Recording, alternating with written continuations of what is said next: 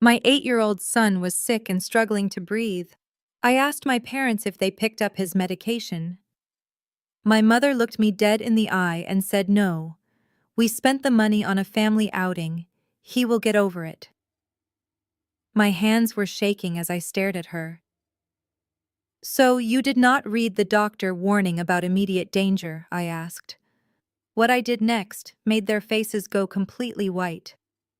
Before I tell you how a $5,000 golf membership cost my family everything, let me know where you are watching from in the comments below.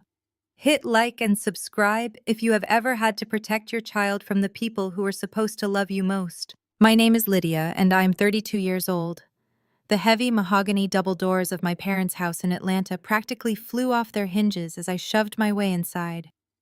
The air conditioning in the lavish foyer hit my sweating face, but I could not feel the cold.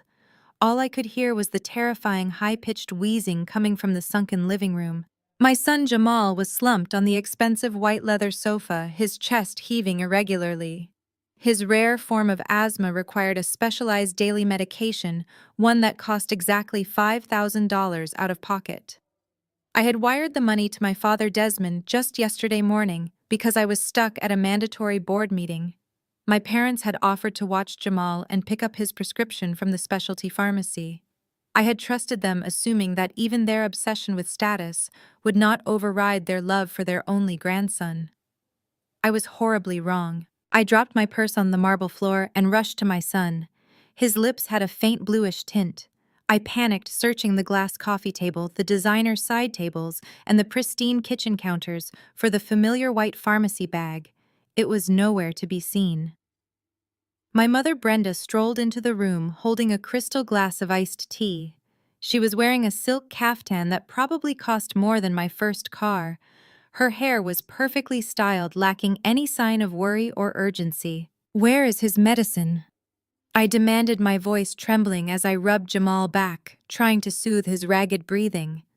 Brenda sighed, waving her manicured hand as if shooing away a fly. "Stop being so dramatic, Lydia," she said. "It is just a little summer cough. Children get sick all the time. You are hovering and making him anxious." I stood up, my heart hammering against my ribs. "A cough?" I asked, my tone rising. "I wired you $5,000 yesterday, Brenda. The doctor said he could go into respiratory failure without that specific nebulizer treatment. Where is the medicine?" Before she could answer, my younger sister Chantel sauntered into the living room, followed closely by her husband Trevor. Chantel had always been the favorite. She was the beauty queen, the one my parents paraded around at church events and community gatherings. When she married Trevor, a man who promised them access to elite circles, they practically worshipped the ground he walked on. It did not matter that his businesses always mysteriously failed, or that he never seemed to hold a steady job. His white skin and smooth-talking promises were enough to blind my parents to his blatant financial abuse. I was just the workhorse, the reliable backup plan. They only called when they needed someone to clean up their messes. Trevor was a 33-year-old man who played the role of a successful tech entrepreneur. He was twirling a sleek, gold-embossed card between his fingers, looking entirely too pleased with himself. Chantel clung to his arm, wearing a smug expression that I had despised since childhood. "We had a slight change of plans," Trevor said, flashing a perfect, arrogant smile. "I needed to secure a membership at the Oak Ridge Country Club today to close a massive seed funding round. Your dad agreed it was a necessary investment for the family legacy. You have to spend money to make money right." I stared at the gold card in his hand, feeling a sickening knot form in my stomach. "You spent my son medication money on a golf membership?" I asked, my voice dropping to a dangerous whisper. "You stole the money that was meant to keep my child breathing." My mother stepped between us, her expression hardening to defend her precious golden child and son-in-law. "Trevor is about to make millions, Lydia," she scolded. "He needed that membership to impress the investors. You need to learn how to sacrifice for the greater good of this family. You did it when you gave up your college fund so Chantel could go to that private university in Paris. Why are you being so selfish now over a simple cough?" "A simple cough," I repeated, incredulous. You sacrificed your grandson ability to breathe so your lazy son-in-law could play 18 holes of golf with men who will never respect him. Desmond. My father walked into the room adjusting his gold watch. He looked at me with the same disdain he had shown me my entire life. "Do not raise your voice in my house, Lydia," he commanded. "Trevor is family. We all pitch in for each other. You make decent money doing your little accounting jobs. Just put the medicine on a credit card and stop embarrassing yourself in front of your sister." They had no idea what my little accounting job actually was. They did not know I was the founder and chief executive officer of Apex Medical Solutions, a multi-million-dollar medical supply corporation. To them, I was just the scapegoat, the plain older sister who pushed papers while Chantel lived like royalty. I had kept my wealth a secret to protect myself from their greed, but seeing my son gasping for air made me realize my silence had only empowered their cruelty. Suddenly, a sharp gasping sound cut through the room. Jamal's eyes rolled back and his small body went completely limp against the white leather cushions. "Jamal," I screamed, dropping to my knees. The smug looks vanished from my parents' faces. Trevor took a step back, dropping the gold country club card on the coffee table. The silence in the room was deafening, broken only by the sound of my own panicked breathing.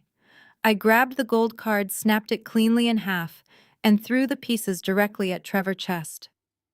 I scooped my unconscious son into my arms, ignoring my mother's sudden gasp of alarm.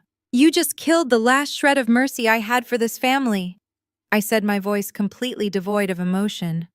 I turned and ran toward the door, knowing exactly what I had to do next. The drive to the hospital was a blur of blinding streetlights and my own panicked prayers. I gripped the steering wheel so hard my knuckles turned white, while listening to the terrifying silence from the back seat where Jamal lay unconscious. I pulled into the emergency drop-off zone, abandoning my car and carrying my son through the sliding glass doors, screaming for help. A team of nurses rushed forward, taking him from my arms and whisking him behind a set of heavy double doors. The next hour was pure agony. I paced the waiting area, staring at the linoleum floor, praying to a God I had not spoken to in years. When Dr. Evans finally pushed through the doors, his scrubs were rumpled, but his face held a reassuring calm. He walked over to me, lowering his voice so the other people in the waiting room could not hear. "We stabilized him," he said, running a hand through his graying hair. "It was dangerously close, Lydia, but we put him on that new advanced respiratory machine. It cleared his airways and forced his lungs to regulate." He paused, offering me a knowing look. "It is a good thing your company donated those new machines last week, boss. They literally just saved your son." I let out a breath. I felt like I had been holding for my entire life. I nodded at Dr. Evans, silently thanking him for both saving my child and maintaining my cover. "Just keep the title quiet for now, doctor," I whispered. He gave a slight nod of understanding, just as the main doors of the emergency room slid open again. My parents, Desmond and Brenda, strolled into the hospital waiting room. They were not running. They were not crying. They were casually walking in as if they were arriving at a dinner reservation a few minutes late. Before I could even ask why they took so long, the doors slid open a second time, and Chantel marched in with Trevor close behind her. Chantel was holding a small piece of plastic in her hand, waving it around like a weapon. She stormed right past the nurse's station, ignoring the signs asking for quiet, and marched directly up to me. She did not ask how Jamal was doing. She did not ask if my son was alive. "What is wrong with your pathetic bank account?" she demanded, shoving the plastic card in my face. I blinked, looking down at the supplementary credit card I had given her 2 years ago to use for emergency groceries. I was at the luxury boutique downtown, trying to buy a dress for Trevor's celebration dinner, and the cashier told me the card was declined. Do you know how humiliated I was? I had to leave the store empty-handed because your sad little accounting salary could not cover a $2,000 dress. I stared at my sister, the absolute audacity of her words washing over me. "Your nephew nearly died an hour ago," I said, my voice trembling with a mixture of exhaustion and pure rage. He is lying in a hospital bed right now with tubes down his throat because you and your husband stole his medicine money. And you came to an emergency room to yell at me about a declined credit card. Trevor stepped forward, adjusting the cuffs of his expensive suit jacket. A suit I knew my parents had paid for by secretly taking out another mortgage on their house. "Let us not be dramatic, Lydia," he sneered. "The kid is fine. You are just trying to deflect from the fact that you are financially irresponsible. It is embarrassing, really.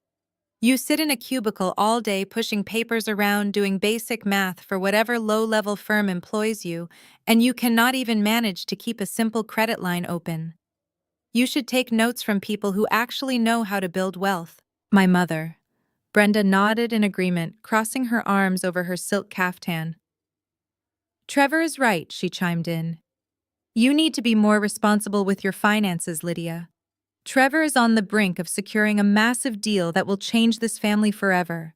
The least you can do is make sure your sister has what she needs to support him properly during this transition." I looked at my parents, the people who were supposed to protect and love me willingly, defending the man who had endangered their grandson's life for a game of golf. "What massive deal?" I asked, forcing my voice to remain perfectly flat. Trevor puffed out his chest, his eyes gleaming with unearned arrogance. "My tech startup is closing a seed funding round next week," he boasted loudly enough for the entire waiting room to hear. "A major healthcare conglomerate is buying a 40% stake in my company. They are injecting $10 million into my business. Once the ink dries, I am going to be a multi-millionaire. I might even buy this miserable hospital and have them fire you from whatever pathetic desk job you are clinging to." I tilted my head, studying the smug expression on his face. "And what is the name of this generous company?" I asked. Trevor smiled, revealing perfectly whitened teeth. "Apex Medical Solutions," he said proudly. "The biggest medical supplier on the East Coast. They know genius when they see it. You would not understand, Lydia. It takes vision to operate at my level." The sheer irony of his words almost made me laugh out loud. Trevor was standing in front of me, insulting my intelligence and bragging about a $10 million investment from Apex Medical Solutions. He had absolutely no idea that the woman he was calling a pathetic paper pusher was the sole founder, chief executive officer, and majority shareholder of that exact same corporation. He had no idea that the money he was counting on was currently sitting in a bank account with my name on it. I did not scream. I did not throw a tantrum or try to convince them of my worth. Instead, I reached into my pocket and slowly pulled out my phone. I opened my secure messaging application and found the direct thread with my chief financial officer, Marcus. While Trevor continued to ramble to my parents about his upcoming mansion and the luxury cars he planned to buy, I typed out a single sentence. Marcus immediately terminate all funding negotiations with Trevor Tech Startup and blacklist his name from all future investment portfolios. I hit send and watched the message mark as delivered. I slid the phone back into my pocket and looked up at Trevor. My son was breathing again. My mind was clear, and for the first time in my life, I felt no obligation to save these people from themselves. I offered my brother-in-law a cold, empty smile that made his self-satisfied grin falter for just a fraction of a second. "Good luck with Apex, Trevor," I said softly. I turned my back on them and walked toward the heavy double doors leading to the pediatric intensive care unit, leaving them standing in the waiting room, completely unaware that the empire they were so eager to build had just been burned to the ground. Jamal was finally sleeping, his breathing steady and rhythmic against the crisp hospital sheets. I sat by his bedside for another hour, just watching his small chest rise and fall, ensuring the nightmare was truly over. When the nurse assured me he would be out cold until morning, I decided to step out to the parking garage to grab his favorite blanket from my car. The heavy sliding doors of the hospital lobby hissed closed behind me, and the humid Atlanta evening air wrapped around my shoulders. I was exhausted, running on pure adrenaline and protective rage. But my family was not done with me yet. As I approached my sleek black SUV, I saw three figures leaning against the hood: Chantel, Trevor, and my father, Desmond. They had not gone home. They had been waiting for me in the damp parking structure, like vultures circling their prey. Chantel was furiously tapping on her phone, her face twisted into an ugly scowl, while Trevor paced back and forth, muttering under his breath. My father stood with his arms crossed, radiating a cold disappointment that used to make me shrink inside myself when I was a little girl. "Lydia," my father barked as soon as I was within earshot. "Get over here right now." I kept my pace steady, walking up to my own vehicle. "What do you want, Dad?" I asked, my voice drained of any emotion. "I need to get my son his blanket." "Forget the blanket," Chantel snapped, pushing herself off the hood of the car. "What did you do to the credit card, Lydia?" Trevor tried to book the private dining room for his investor meeting tonight, and the card was declined. The restaurant manager looked at us like we were trash. "You embarrassed us on purpose." I stared at her perfectly manicured nails pointing aggressively at my chest. "I canceled the card, Chantel," I said plainly. "The same card you used to buy a golf membership while your nephew was suffocating. You are cut off. All of you." Trevor let out a loud, dramatic scoff, running a hand over his face. "This is exactly what I was talking about, Desmond," he said, turning to my father. "She is petty and vindictive. My investors are expecting a 5-star dinner tonight to celebrate the Apex deal. If I do not show them, I have the capital to host them. They will think my startup is broke. The Apex funding does not clear until next week. I need cash right now. Lydia and your little stunt with the credit card just jeopardized a $10 million contract." "And how is that my problem?" I asked, unlocking the car doors with my key fob. "Because you owe this family," my father boomed, stepping directly into my personal space. "You owe Trevor for ruining his afternoon with your unnecessary hospital drama. Trevor needs $30,000 in liquid cash to secure the venue and entertain the Apex executives tonight. Since you maliciously froze the credit line, you are going to make it right. Hand over the keys." I paused, my hand resting on the door handle. "Excuse me," I said, pretending I did not understand. "You heard him?" Chantel sneered, stepping up next to my father.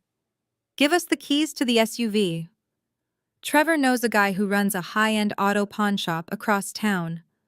This car is a current year model. It is worth at least $60,000. We are going to pawn it, get the cash for tonight, and Trevor will get the car back next week when his $10 million investment clears. It is a temporary loan, so stop being so dramatic." I looked at the three of them, their faces masks of sheer entitlement. They were actually demanding I give up my only mode of transportation while my child was in the intensive care unit just so Trevor could buy expensive steaks for people he was trying to con. The audacity was breathtaking. They truly believed I existed only to serve their needs. "I need my car to take my son home from the hospital tomorrow," I said, keeping my tone perfectly measured, playing the role of the desperate and beaten-down daughter one last time. Desmond slammed his hand down on the hood of the car, making a loud echoing sound in the empty garage. "Enough of this selfishness, Lydia," he roared. "You are going to sign the title transfer right now, or so help me. God, you are no longer a part of this family. I will disown you. I will erase your name from our family tree. You will not be welcome in my home. You will not attend holiday dinners, and you will be completely dead to us. You either support your brother-in-law and this family legacy, or you walk away with nothing but the clothes on your back. Make your choice." They thought they had me cornered.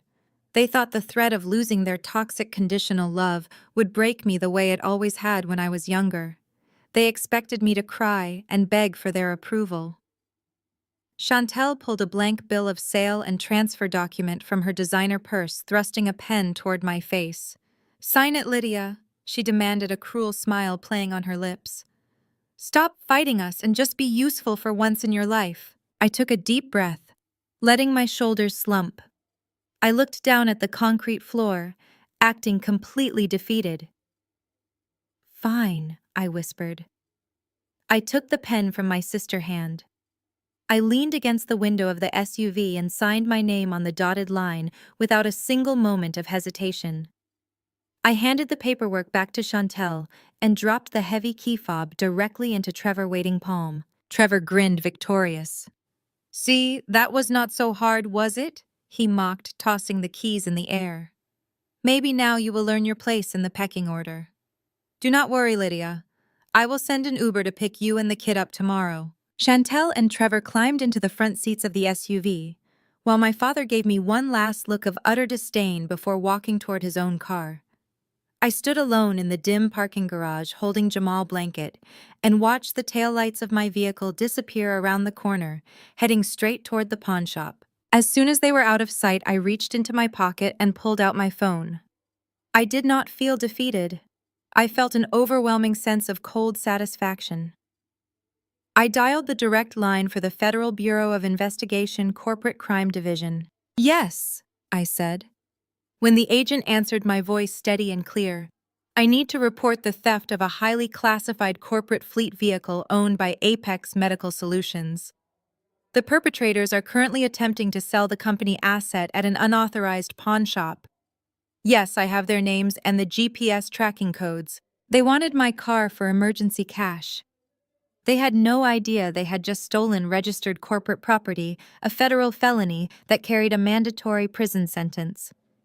Pawning an executive vehicle belonging to Apex Medical was about to ruin their lives, and I was going to enjoy every single second of it. I watched the red taillights of the stolen corporate vehicle disappear into the dark Atlanta night and slipped my phone back into my pocket.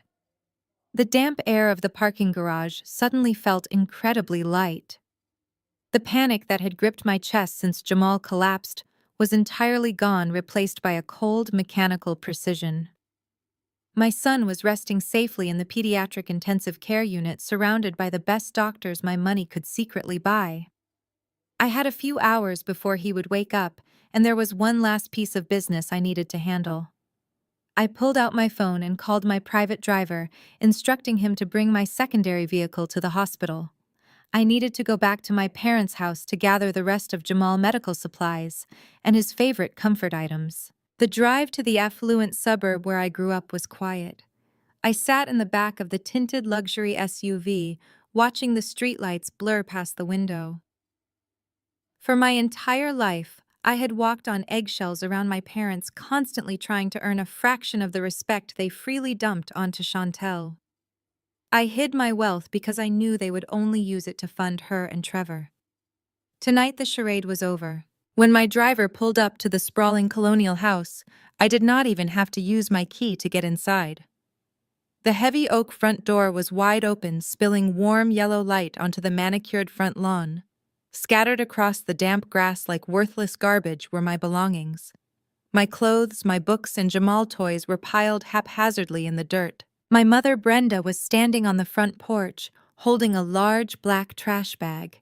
She looked down at me, her face twisted into a mask of pure contempt. She hoisted the heavy bag over the railing and let it drop. It hit the ground with a sickening thud right next to my work shoes. "What exactly are you doing?" I asked, walking slowly up the driveway. My voice was dangerously calm, completely devoid of the panic she expected to see. "We are taking out the trash, Lydia," my mother sneered, crossing her arms over her expensive silk caftan. "Trevor called us from the road on his way to the pawn shop. He told us how you behaved at the hospital. You threw a jealous fit, embarrassed your sister, and tried to sabotage his big night by cutting off the credit card. We will not tolerate that kind of bitter negative energy under our roof anymore." My father, Desmond, walked out the front door carrying a cardboard box filled with my paperwork and Jamal assignments. He dumped it upside down on the porch steps, allowing the papers to scatter in the night breeze. "You have gone too far this time, Lydia," my father boomed, his voice echoing across the quiet street. "Trevor is on the verge of securing a $10 million contract with Apex Medical Solutions. He is about to elevate this entire family to a level of wealth you cannot even comprehend. Instead of supporting him, you act like a spiteful child just because you are stuck in a dead-end accounting job. We are clearing out your basement room tonight. Trevor needs a proper home office that reflects his new status as a chief executive officer, and your junk is in the way." I stood on the lawn looking at the two people who brought me into this world. They were literally throwing their own daughter and sick grandson out onto the street in the middle of the night just so their unemployed, lazy son-in-law could have a shiny new office.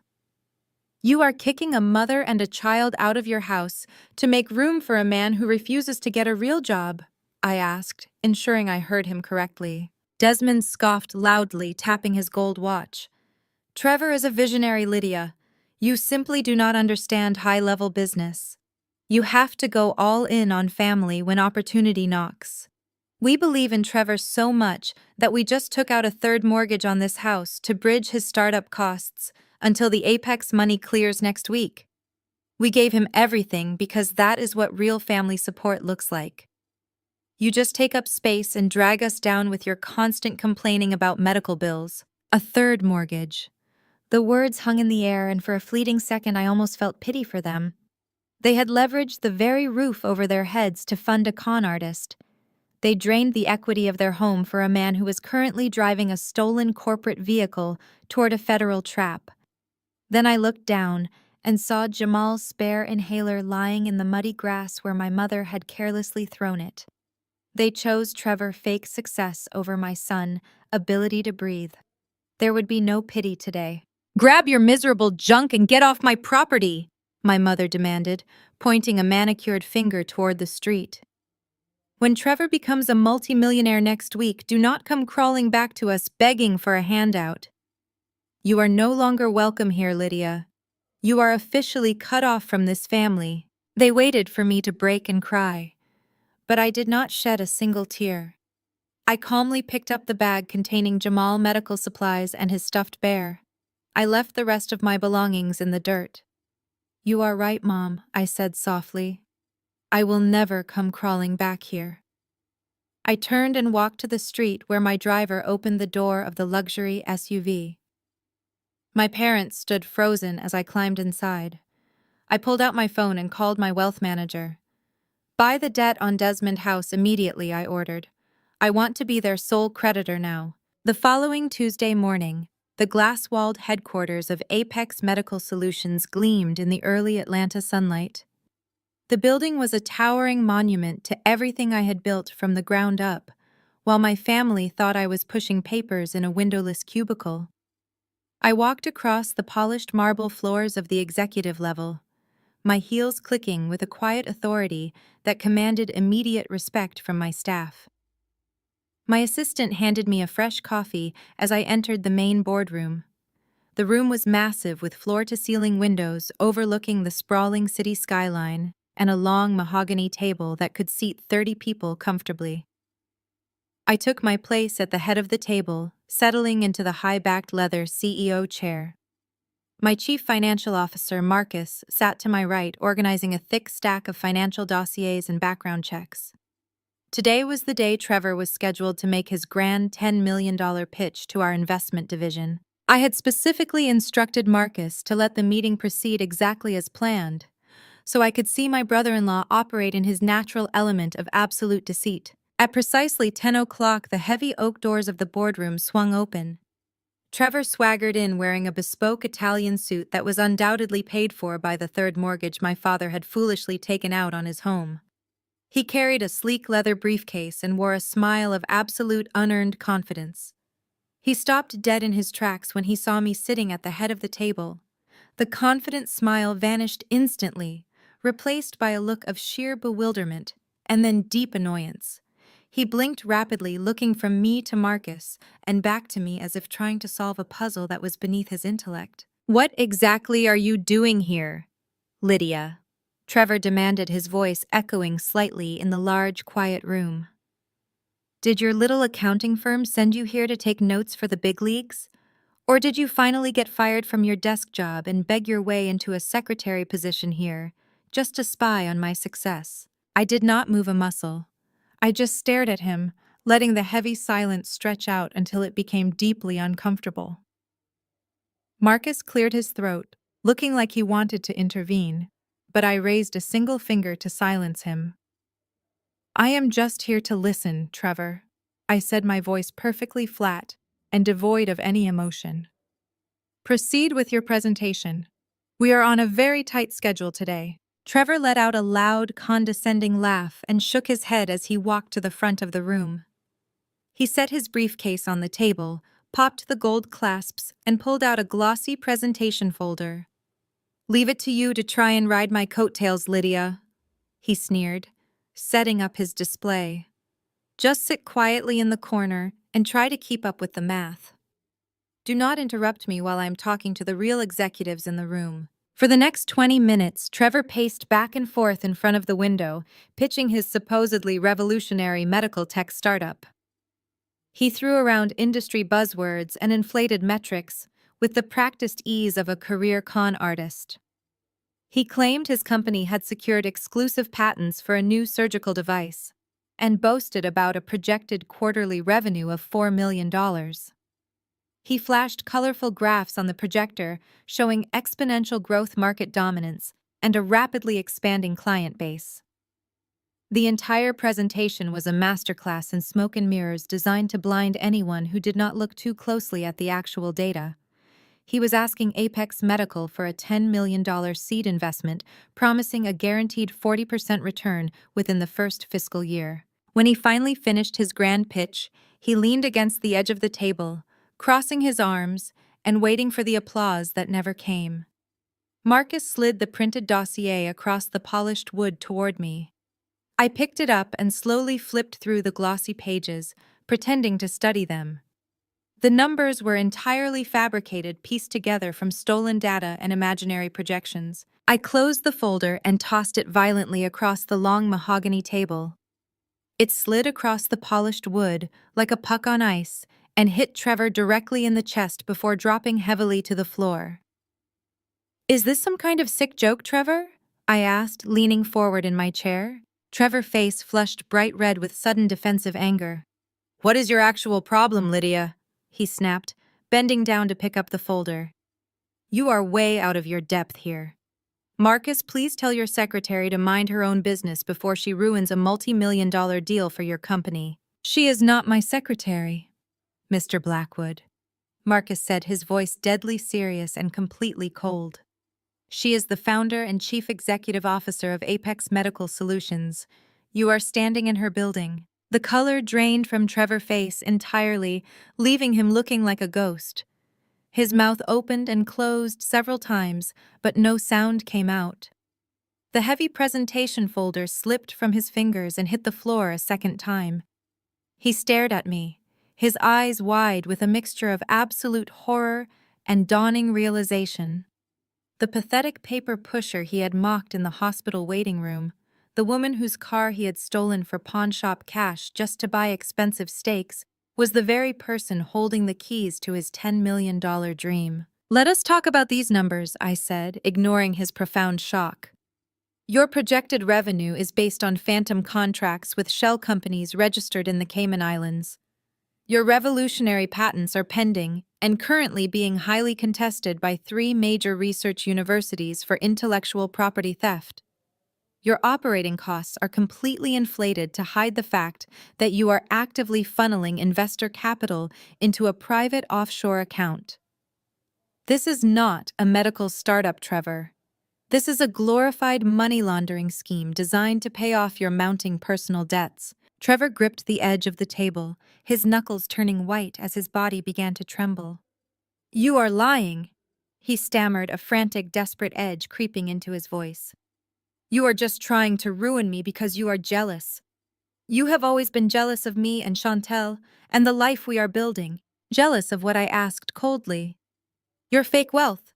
The fact that my parents foolishly mortgaged their entire future to fund your criminal activities. I have your complete financial history right here in front of me. You are broke, Trevor. You are drowning in debt, and you do not even own the suit you are wearing right now." The reality of his absolute destruction finally shattered his carefully constructed facade. Trevor completely lost his mind. He slammed his fist down on the table and let out a guttural scream of pure, unfiltered rage. He started hurling every vicious profanity he could think of, his face contorted with pure hatred and panic.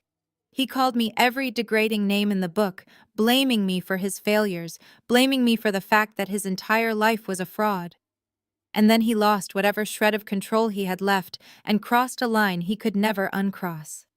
A vicious racial slur flew out of his mouth, echoing loudly off the glass walls of the boardroom. The room went dead silent. Marcus tensed his jaw, tightening in anger, but I did not flinch. I simply reached under the edge of the mahogany table and pressed the silent security button. Within seconds, the heavy oak doors burst open. 4 towering security guards in dark suits flooded into the boardroom. They did not ask questions or wait for explanations. 2 of them grabbed Trevor by the arms, twisting them firmly behind his back while he thrashed and kicked, screaming obscenities at the top of his lungs. "Get your hands off me!" he yelled, struggling frantically against their iron grip. "You cannot do this to me, Lydia. I will destroy you. I will go straight to Desmond and Brenda and tell them exactly what you did here today."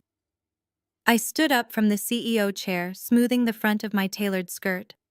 I walked slowly around the table until I was standing just inches away from his sweating, panicked face. "Tell them whatever you want," I said softly, ensuring my calm words cut through his frantic screaming.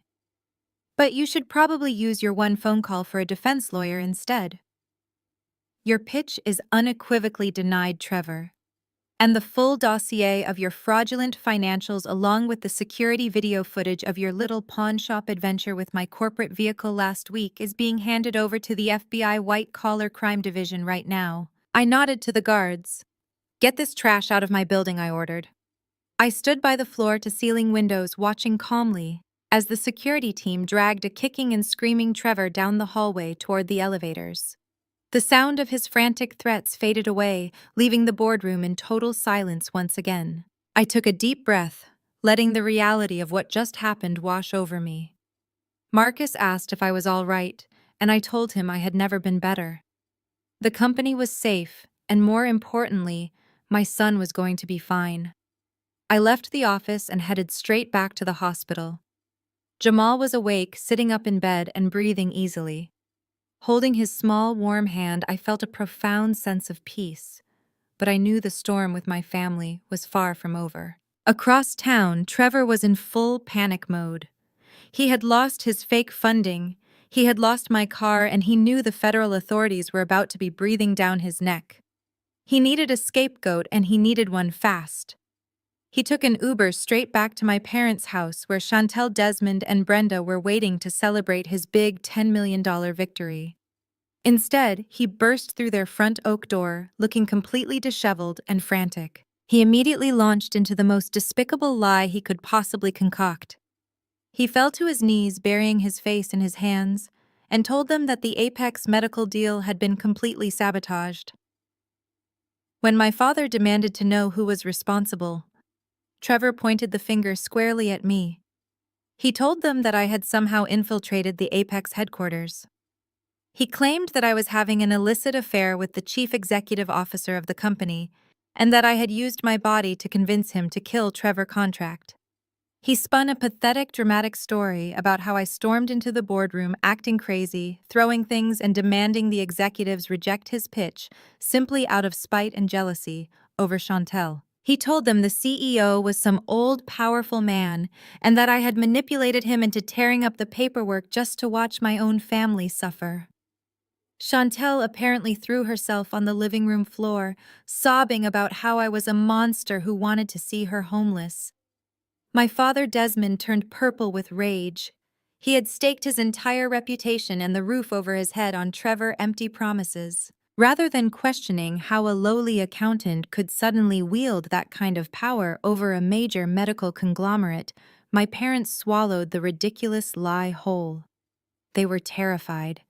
They had a third mortgage hanging over their heads, and their golden son-in-law had just failed them. The bank would be calling soon, and they needed someone to blame. I had always been their favorite target. My mother wailed about how I had disgraced the family name, while my father fumed over the lost millions and the impending foreclosure on his precious house. They decided right then and there that I needed an intervention. They could not just yell at me in private anymore. My father believed that if they applied enough public pressure, I would crack. He thought that if I was sufficiently humiliated, I would go crawling back to my wealthy lover at Apex and beg him to reinstate Trevor Contract. They needed to force my hand to save their own skin. so they organized what they called a special prayer circle for our family at our local church. My parents had been prominent members of that congregation for 30 years. They practically lived at that church, using their attendance and generous donations to mask their toxic behavior at home. They invited the pastor, the deacons, and dozens of our oldest family friends. They presented it to the community as a gathering to pray for my sick child and my troubled soul. But their true intention was to publicly shame me into submission. They wanted to break me down in front of everyone whose opinion I supposedly cared about. I was sitting in Jamal's hospital room watching cartoons with him when my phone buzzed. It was a long text from my mother. She told me the entire congregation was gathering tomorrow evening to pray for Jamal's recovery and to help me find my way back to God after my shameful display of moral bankruptcy. She said my father was heartbroken over my behavior and that Trevor was willing to forgive me if I undid the damage I caused. She demanded I be there to confess my sins and make things right with my sister and her husband, or face permanent excommunication from the family and the church community. I read the message twice, a slow, cold smile spreading across my face. They wanted a public spectacle. They wanted to drag my name through the mud in front of everyone we grew up with just to save face for a con artist. They wanted to use the sanctity of a church to bully me into fixing a financial disaster they had created themselves. I looked at my sleeping son, then opened my laptop. I logged into the Apex Secure server and downloaded the high-definition security footage from the boardroom. The video was crystal clear. It had perfect audio capturing every single word of Trevor's fraudulent pitch, his violent meltdown, and the disgusting racial slur he screamed before my security team dragged him away. I also downloaded the financial report dismantling his fake company, showing exactly how he planned to steal investor money to pay off his gambling debts. I saved the files to a small silver USB drive and slipped it into my purse. I texted my mother back, telling her I would not miss the prayer circle for the world. The drive to the church felt like a funeral march for a family I never really had. The sky had turned a dark, bruised purple, and a light rain was beginning to fall by the time my driver pulled up to the front steps.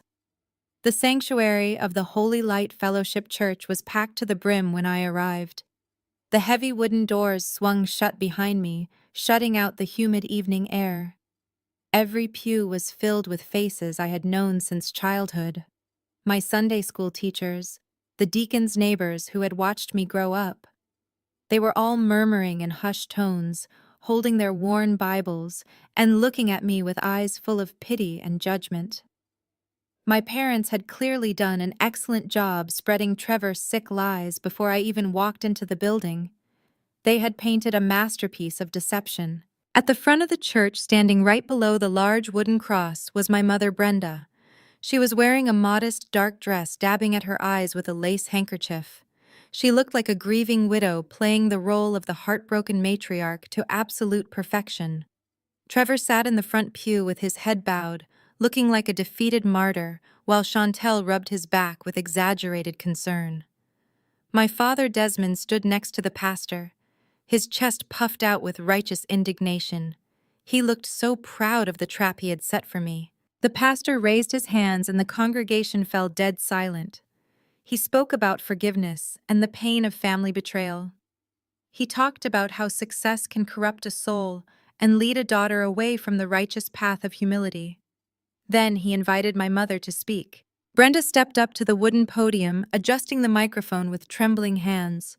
She let out a loud, dramatic sob that echoed through the quiet church.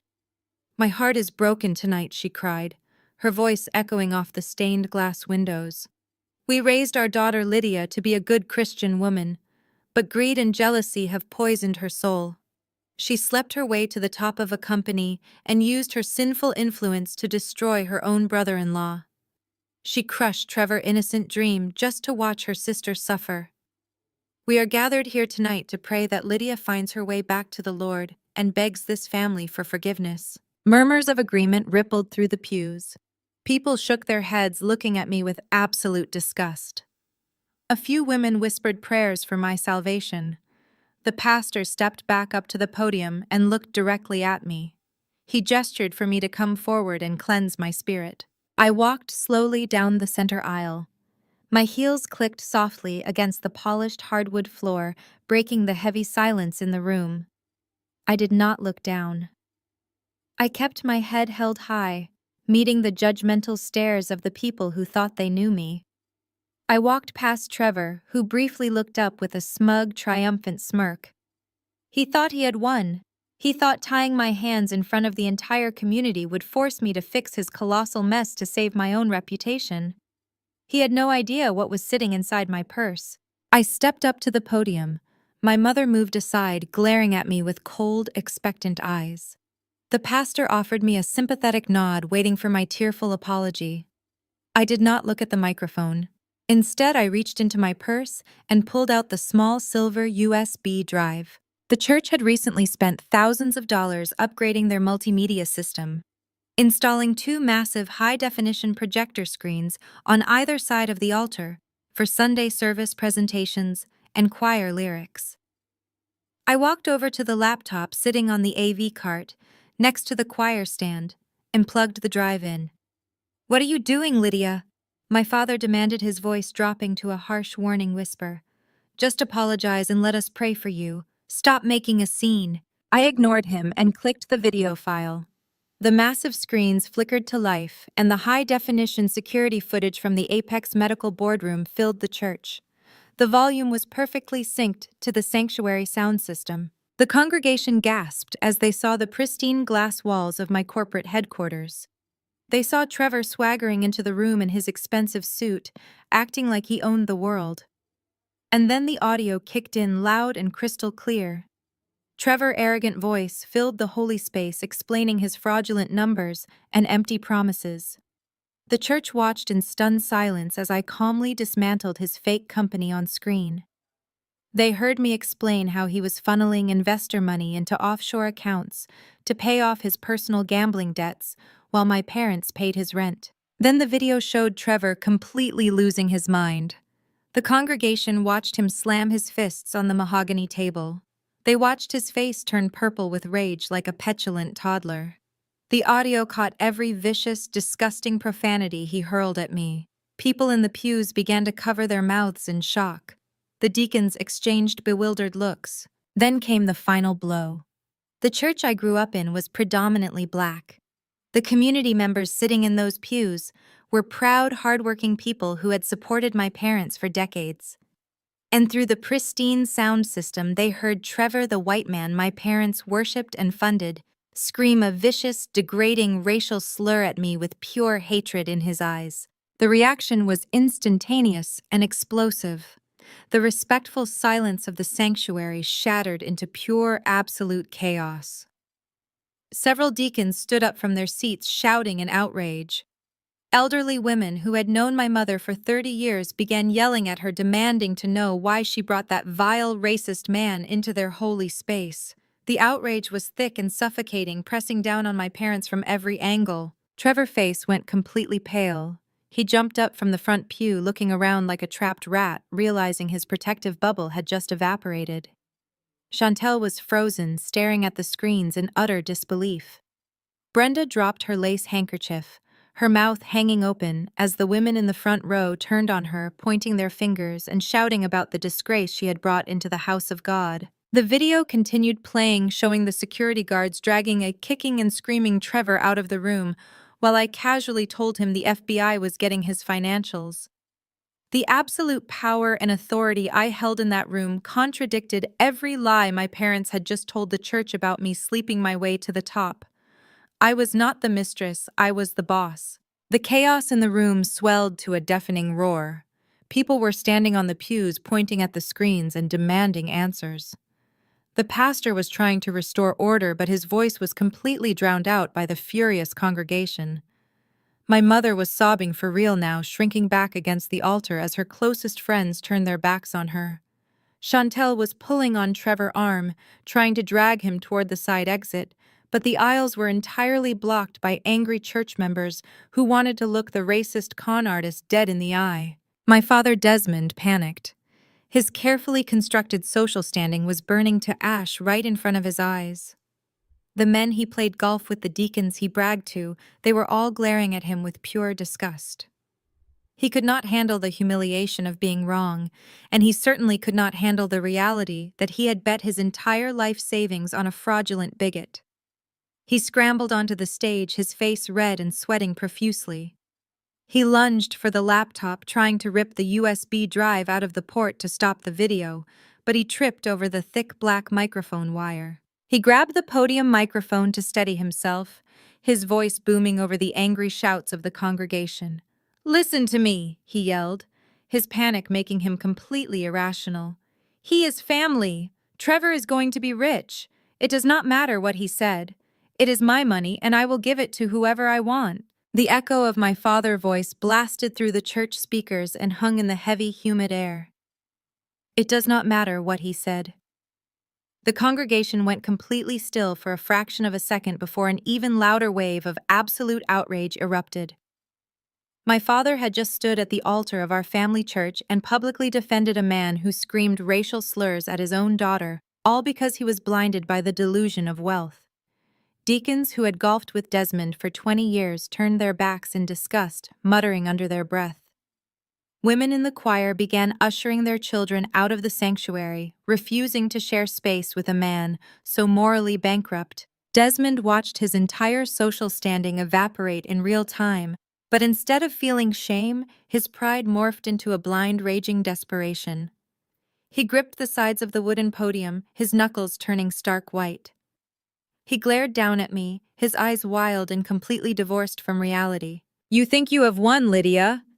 He shouted over the clamor, pointing a shaking finger at me. "You think because you run some fancy company, you can humiliate us and destroy your brother-in-law? Well, you have severely underestimated the lengths a real family will go to support each other. I do not need your pity.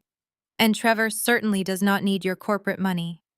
I built a legacy from the ground up, and I will use every ounce of it to make sure Trevor succeeds, just to prove you wrong." The church fell quiet again, sensing another massive escalation. My mother Brenda stood up, wiping her tears, looking at my father with desperate hope. Chantel clutched Trevor's arm, whispering that Daddy would fix it.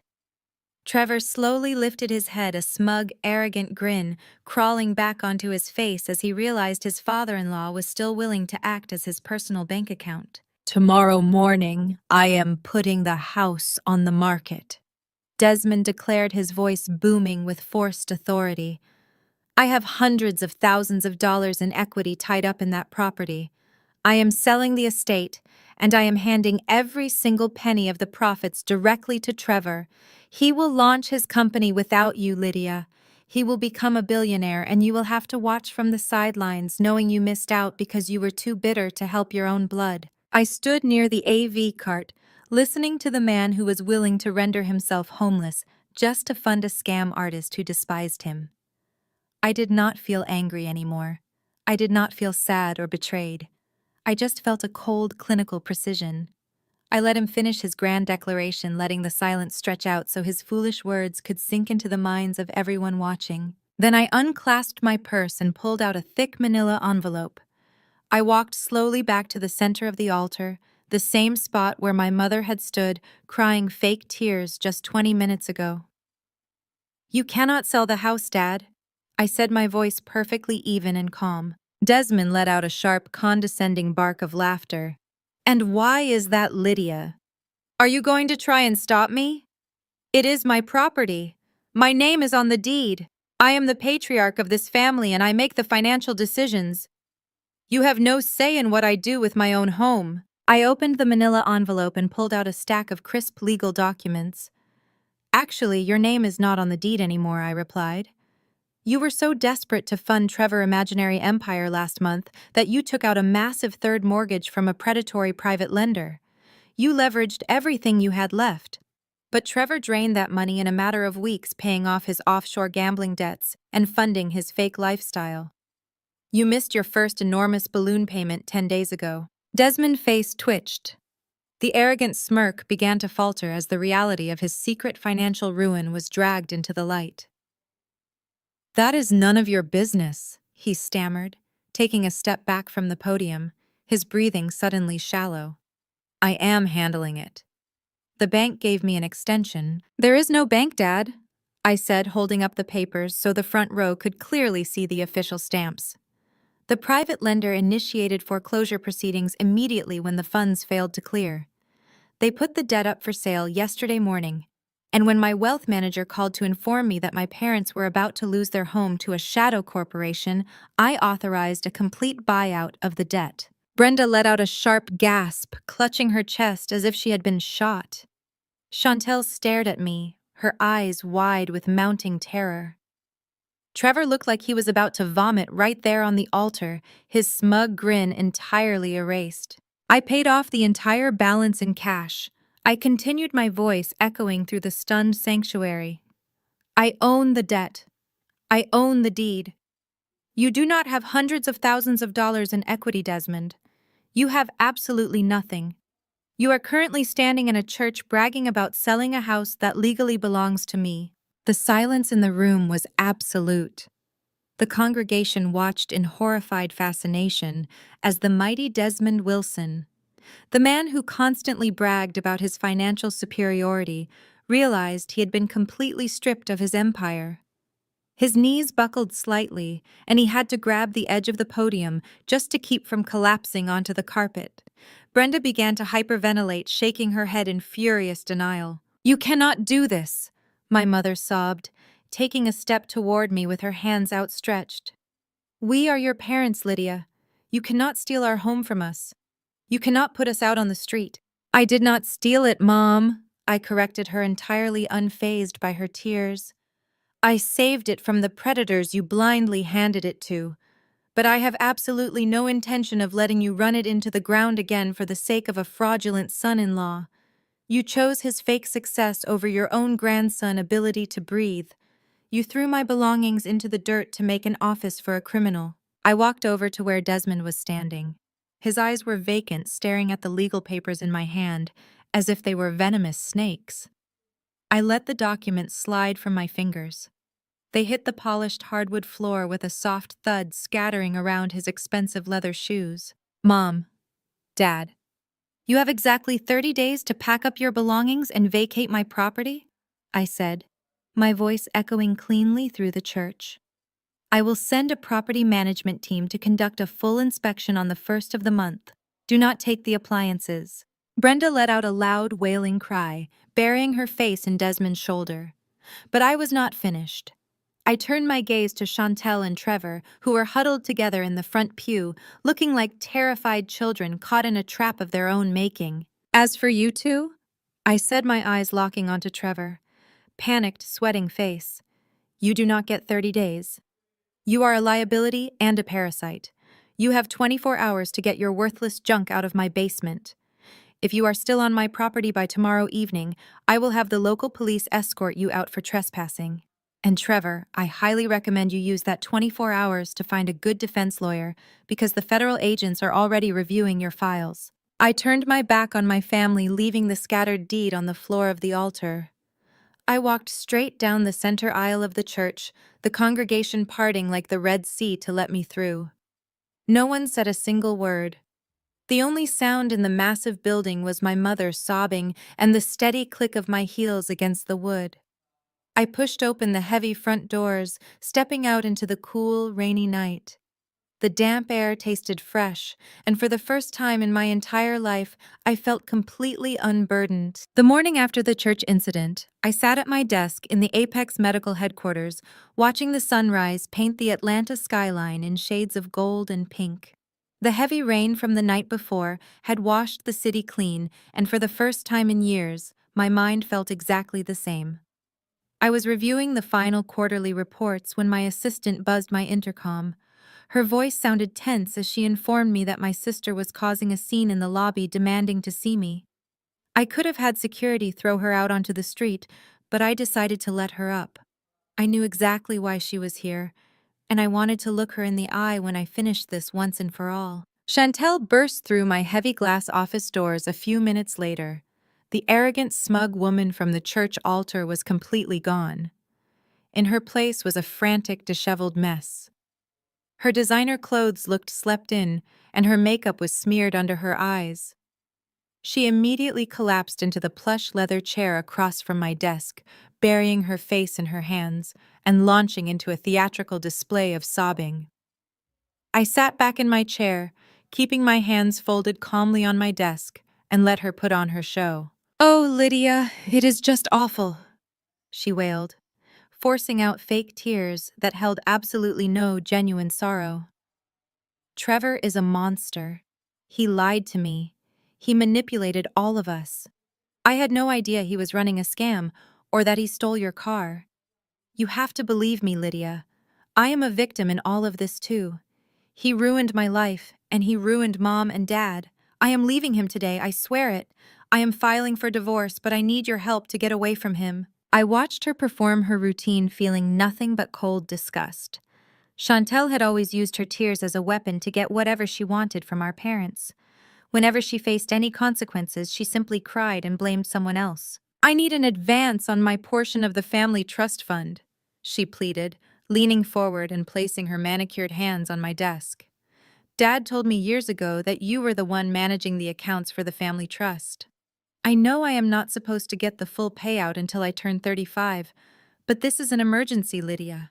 I need that money to secure a new apartment and hire a divorce lawyer. You owe me this much as my sister. You cannot just leave me destitute because of what Trevor did." I did not say a word. I simply reached into my top drawer and pulled out my tablet. I placed it on the desk between us and tapped the screen. Chantel stopped her fake crying, looking at the device with sudden confusion. "You want to talk about being a victim?" I asked, my voice barely above a whisper but carrying a sharp, dangerous edge.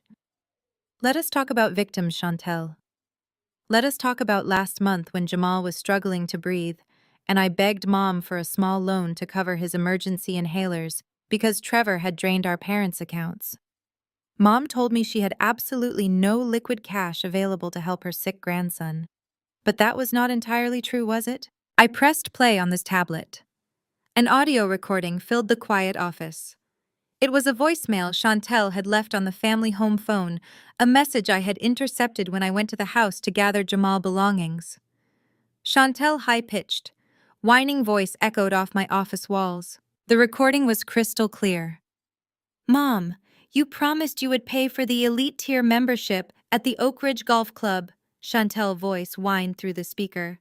"Trevor needs to be seen with the right investors to secure his startup capital. I know Lydia is begging for asthma medication money again, but Jamal is fine. She is just being dramatic to get attention. You have to wire the $10,000 for the club fees today, or we will lose our spot. Do not let Lydia ruin our family success just because she cannot afford her own kid." I paused the recording and looked up at my sister.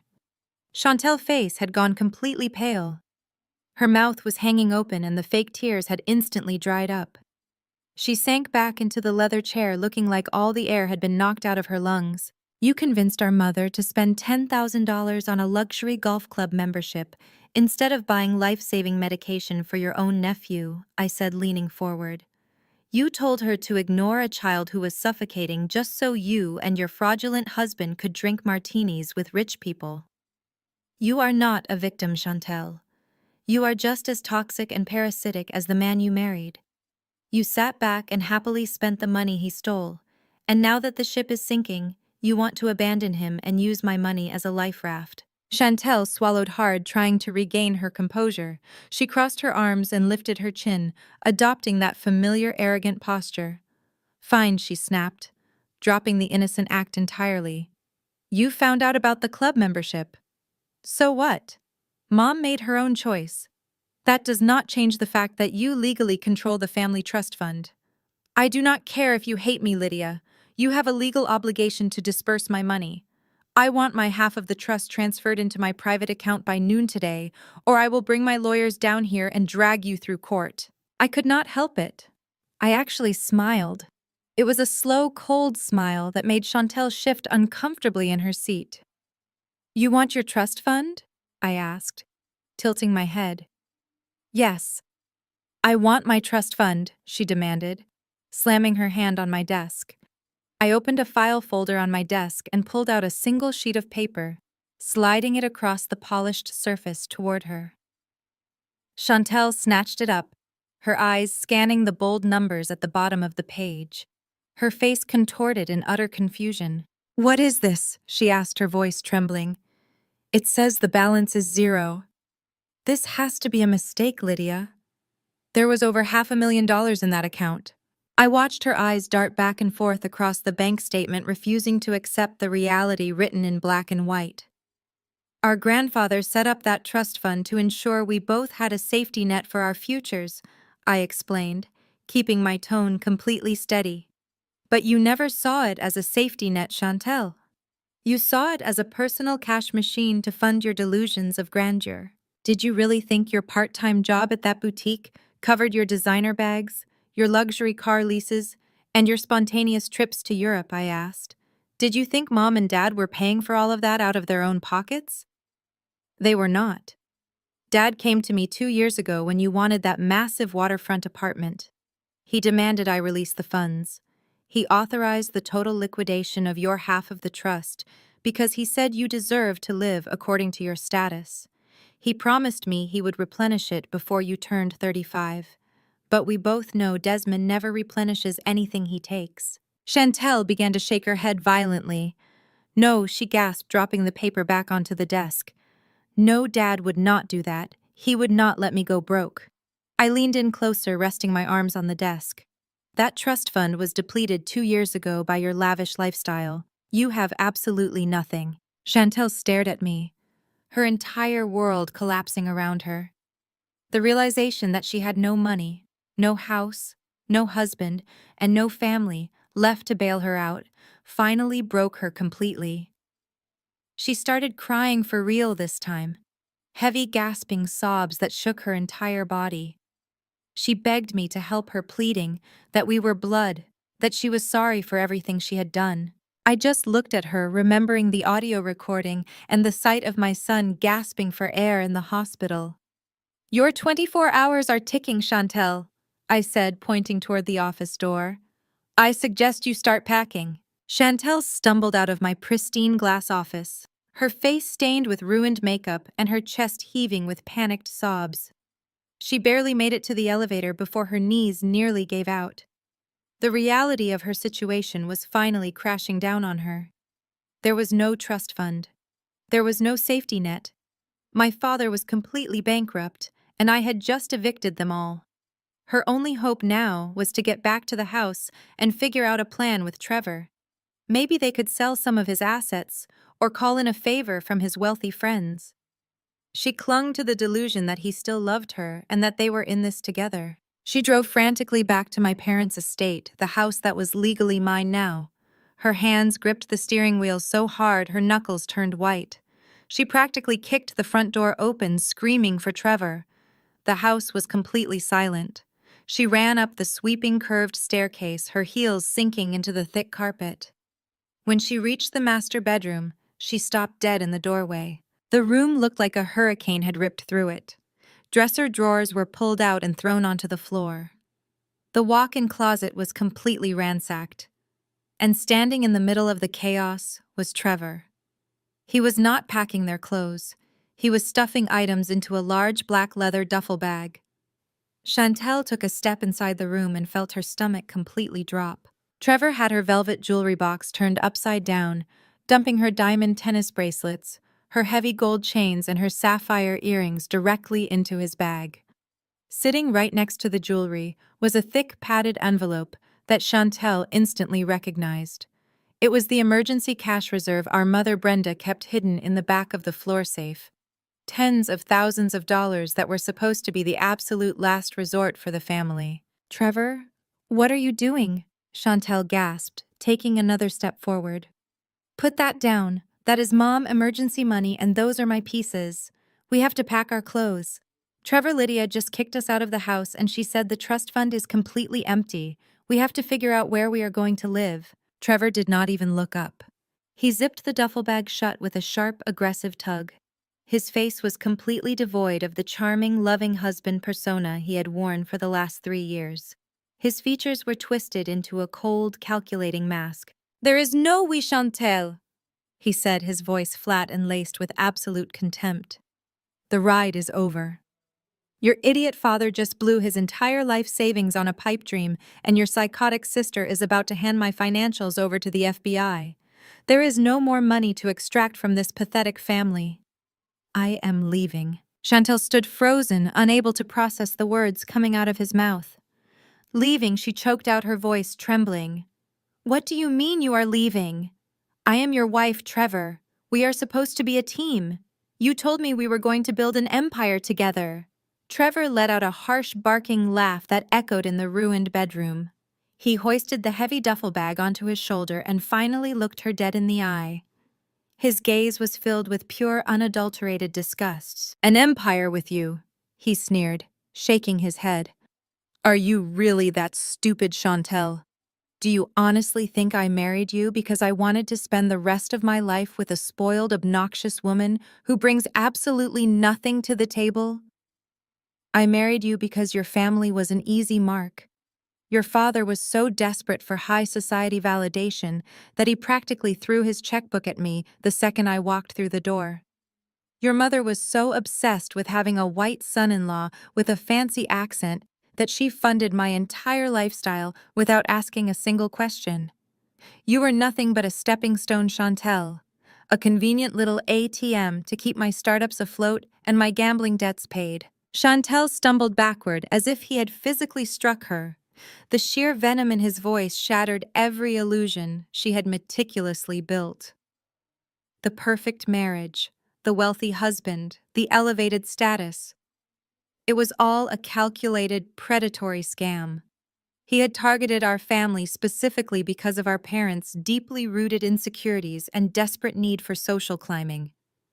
You used me, she whispered, tears of genuine devastation pouring down her face. You used my whole family. Of course I did, Trevor spat, walking toward the bedroom door. And it was incredibly easy. You were all so eager to please me, so eager to prove you belonged in my tax bracket, that you handed over the keys to the kingdom. But now the kingdom is completely bankrupt. Your father is a broke joke and your sister holds all the power. I am not sticking around to go down with this sinking ship. He tried to push past her, but Chantel suddenly lunged forward. The betrayal ignited a furious, hysterical rage inside her.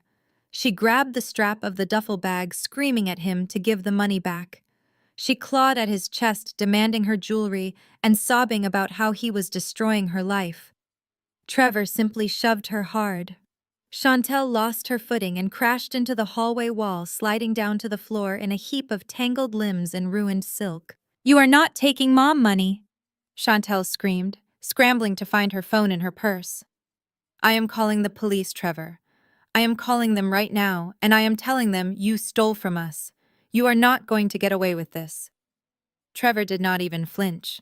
He looked down at her with a chilling, absolute smirk.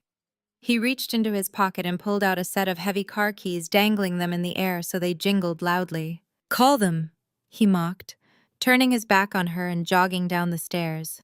Tell them whatever you want. But by the time they get here, I will be long gone. Chantel scrambled to her feet and chased after him, sobbing hysterically. She followed him out the front door and into the pouring rain. She froze on the top step, watching in absolute horror as Trevor tossed the duffel bag full of stolen cash and jewelry into the passenger seat of a sleek black luxury SUV. It was not his car. It was the corporate vehicle he had forced me to sign over to him just days ago, when he thought he had the upper hand. The car I had technically purchased through Apex Medical. Trevor climbed into the driver's seat and fired up the engine. The powerful motor roared to life, drowning out Chantel's desperate screams. He did not even look at her through the window. He just threw the car into reverse, peeled backward out of the long circular driveway and sped off down the rain-slick street, taking the last remaining scraps of my parents' wealth with him into the dark. Chantel collapsed onto the wet concrete, completely alone and utterly destroyed. Trevor gripped the leather steering wheel of the luxury SUV, his knuckles white as he pushed the accelerator closer to the floor. The rain lashed against the windshield, but he did not care. He was buzzing with a frantic, chaotic energy. He glanced over at the black duffel bag resting on the passenger seat. It was bulging with Brenda emergency cash and Chantel heavy diamond jewelry. It was not the massive empire he had planned to steal, but it was more than enough to get him across state lines and set up a new life somewhere far away from the Wilson family. He merged onto the interstate, cutting across 3 lanes of traffic without bothering to use his blinker. He let out a loud, arrogant laugh that filled the quiet cabin of the car. He actually believed he had won. He thought he had outsmarted me, and that he was slipping through my fingers like he always did. He assumed that Chantel was back at the estate sitting on the wet driveway and crying to local police. He knew that local cops would take hours to file a simple domestic dispute report.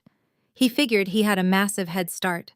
He had no idea that I had been tracking his exact movements for the last 20 minutes. The first set of flashing red and blue lights appeared in his rearview mirror just as he crossed the county line. Trevor's heart jumped into his throat, but he quickly rationalized the situation. He told himself it was just a highway patrolman pulling him over for speeding in the rain.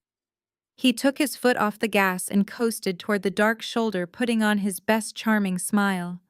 He planned to use his smooth voice and his expensive suit to talk his way out of a simple traffic ticket. But as he pulled over, a second set of lights appeared ahead of him, cutting through the heavy downpour. 2 black unmarked SUVs swerved into the lane, stopping diagonally and cutting off his escape route completely. This was not a routine traffic stop.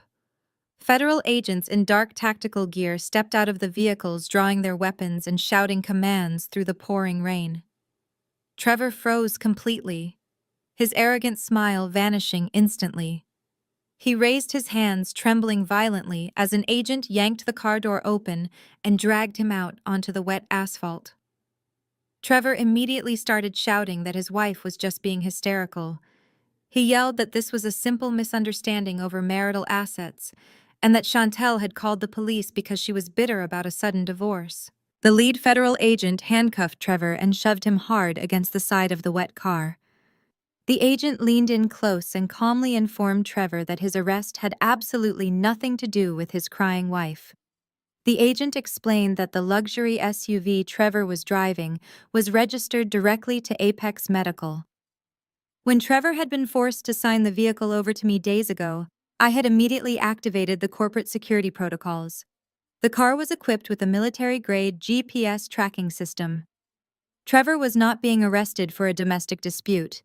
He was being arrested for grand theft auto, fleeing an active federal investigation, and transporting stolen corporate assets across county lines. Another agent opened the passenger door and pulled out the heavy black duffel bag.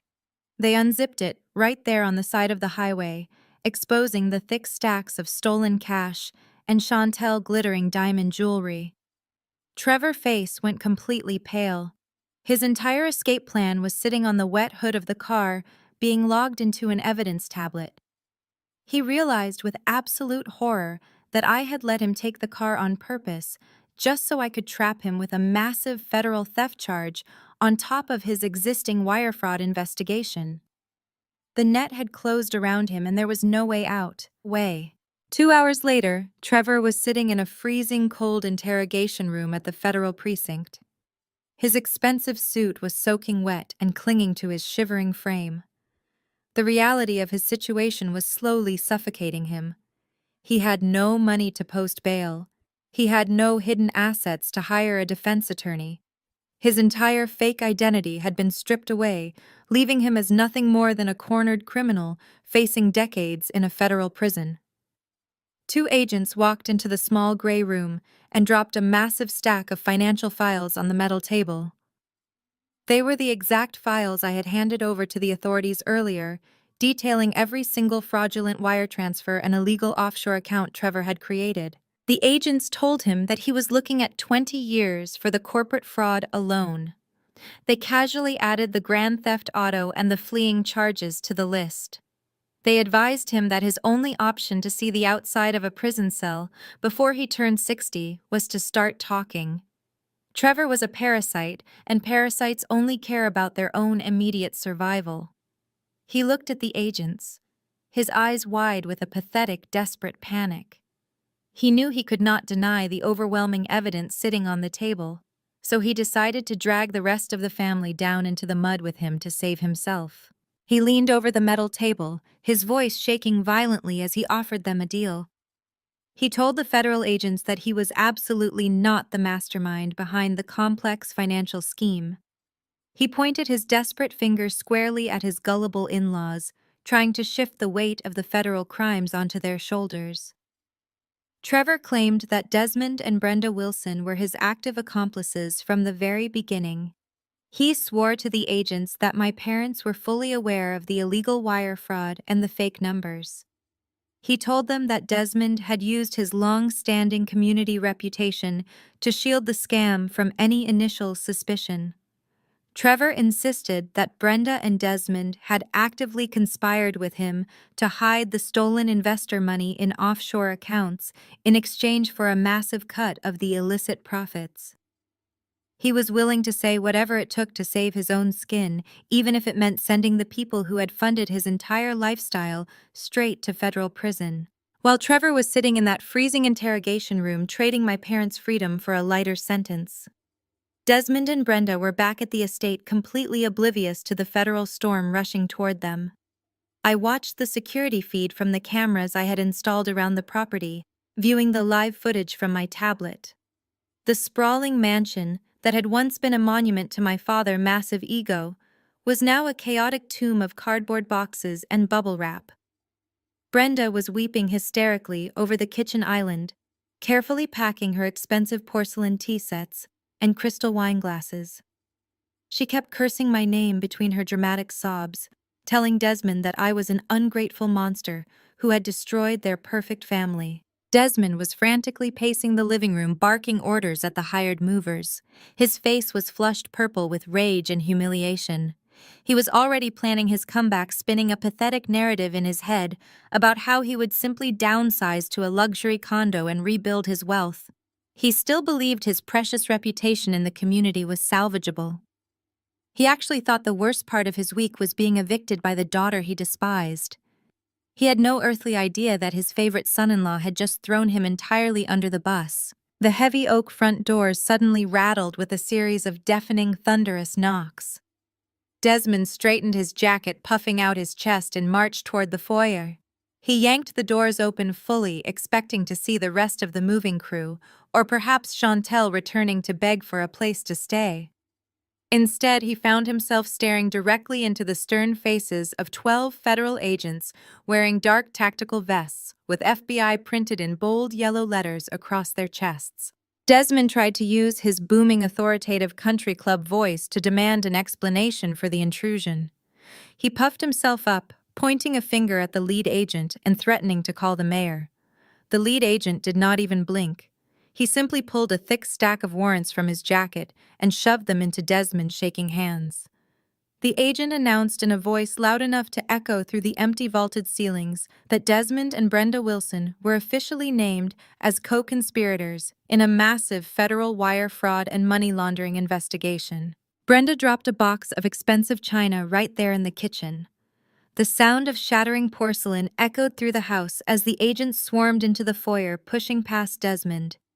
They began systematically ripping through the house, confiscating computers, filing cabinets, and every piece of financial documentation they could find. Desmond's face drained of all color. His arrogant bluster evaporated into pure, suffocating panic. He chased after the lead agent, demanding to know who was responsible for this outrage. The agent calmly informed him that Trevor had provided a full sworn confession detailing how Desmond and Brenda had actively helped him hide stolen investor funds in offshore accounts. Desmond collapsed against the staircase, clutching his chest, as the reality of Trevor's absolute betrayal crushed the last remaining fragments of his pride. The man he had idolized, the man he had bankrupted himself to protect, had just handed him over to the federal government to save his own skin. But the nightmare was only just beginning for my parents. The lead agent stepped back into the foyer and delivered the final devastating blow. He looked at my parents and stated that effective immediately, every single bank account, retirement fund, investment portfolio, and credit line tied to the Wilson name had been entirely frozen by the federal government. They were suspects in a multi-million-dollar racketeering case, and the state was seizing their assets, pending a full financial audit. Desmond tried to protest, claiming he needed access to his funds to hire his high-powered defense attorneys. The agent just shook his head and told him he better look into requesting a public defender because his net worth was officially zero. To make matters worse, the agents informed them that they could not take any of the luxury items they had packed. Everything in the house was now considered potentially purchased with stolen funds. The agents ordered the hired movers to leave the property immediately and told my parents they had exactly 5 minutes to step outside. Brenda began screaming and thrashing, wailing that she was a respectable woman and could not be treated like a common criminal. 2 agents flanked her, grabbing her by the arms and physically marching her out the front doors. Desmond followed behind her, shuffling like a broken, defeated old man. The agents locked the heavy oak doors behind them, leaving my parents standing on the cold, wet pavement of the driveway. The rain was still coming down in a steady, miserable drizzle, soaking through Brenda, expensive silk blouse, and ruining Desmond tailored suit. They had no house, no cars, no money, and absolutely nowhere to go. Their wealthy friends had already blocked their numbers after the public humiliation at the church. Chantel was unreachable, hiding out in a cheap motel and completely useless to them now. They were standing on the street with absolutely nothing but the clothes on their backs. Desmond stood in the rain, shaking uncontrollably. The absolute desperation finally broke through his lifelong, stubborn pride. He realized there was only one person left in the entire world who had the money, the power, and the corporate lawyers to drag them out of this federal nightmare.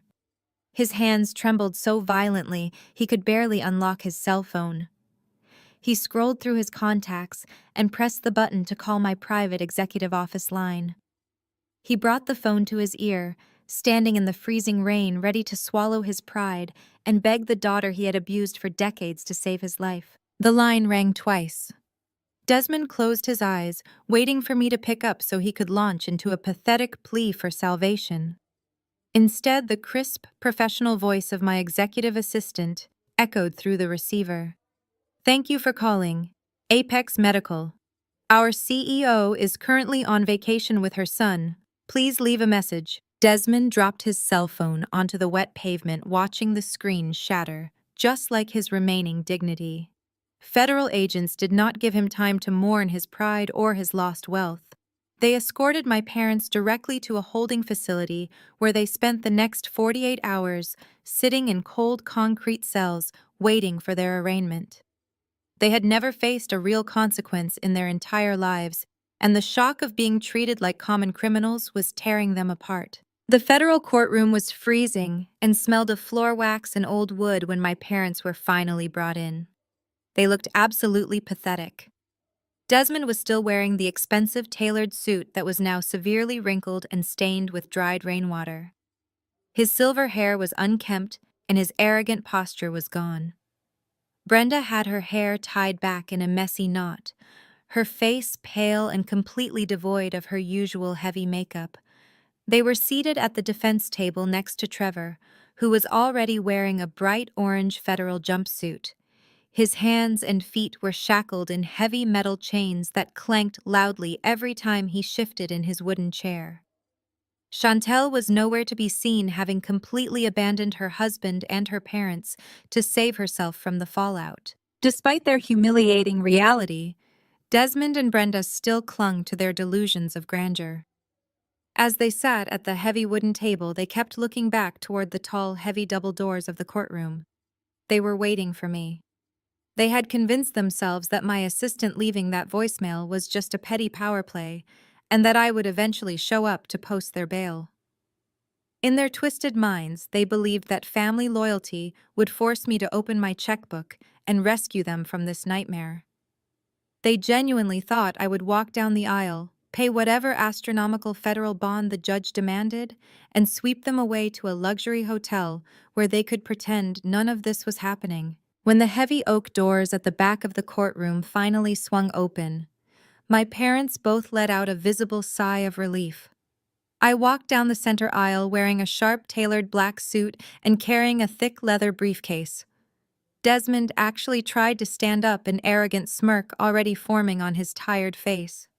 He nudged Brenda, whispering that I had finally come to my senses and that everything was going to be all right. But I did not walk toward the defense table. I did not even look at them. I walked straight past my parents and took a seat directly behind the federal prosecutor. The confident smirk on Desmond's face instantly melted into a look of absolute confusion. Brenda gripped the edge of the table, her knuckles turning white as the harsh reality began to sink in. I was not there to post their bail. I was there as the primary witness for the prosecution. When the judge called the hearing to order, the prosecutor immediately called me to the stand. I swore the oath and sat in the witness box looking directly at the three people who had made my life a living hell for decades. Trevor glared at me with pure venom, but he could not hide the frantic terror shaking his hands. I methodically dismantled every single lie Trevor had built his life upon. Speaking as the CEO of Apex Medical, I presented the judge with perfectly organized ledgers and digital transaction records. I testified that Trevor had committed grand theft by stealing a corporate vehicle, and I laid out exactly how he had orchestrated the massive wire fraud using shell companies. I provided irrefutable proof that he was a severe flight risk, showing the court the GPS tracking data from the stolen SUV, and explaining how he had attempted to cross state lines with a black duffel bag full of stolen cash and diamond jewelry. Trevor, public defender, tried to object, but the evidence was far too overwhelming. My testimony painted a crystal-clear picture of a desperate predatory criminal who would absolutely flee the country the second he was released. The judge did not even hesitate. She struck her gavel and denied Trevor bail completely, declaring him an extreme flight risk and a danger to the financial community. Trevor screamed obscenities as the federal marshals dragged him out of the courtroom, his heavy chains rattling against the wooden benches as he disappeared through a side door. Then the judge turned her cold gaze toward my parents. Brenda was shaking so violently her teeth were chattering. Desmond was staring at the floor, completely broken and out of options. The prosecutor clarified that while my parents had benefited immensely from the stolen funds and had turned a blind eye to the fraud, they were primarily pawns in Trevor's larger scheme. They were not the masterminds. Because of their advancing age and their complete lack of hidden assets, the prosecutor did not consider them a flight risk. The judge granted them bail, releasing them on their own recognizance, but the conditions were absolutely brutal. She ordered the immediate seizure of their passports and restricted them from leaving the state limits under any circumstances. They were required to wear GPS ankle monitors and report to a federal probation officer twice a week. Desmond tried to speak, his voice trembling as he addressed the judge.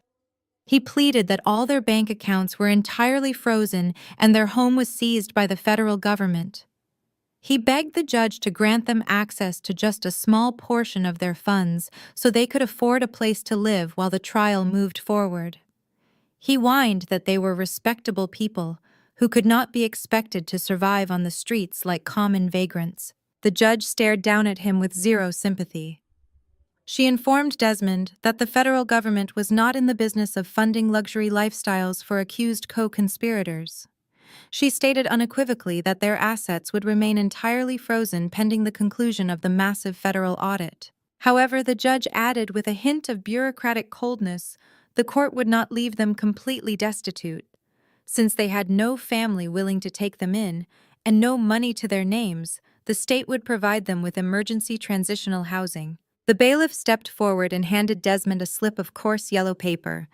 Written on it was the address of a rundown court-appointed motel on the absolute worst side of the city. It was a temporary shelter meant for parolees and destitute defendants.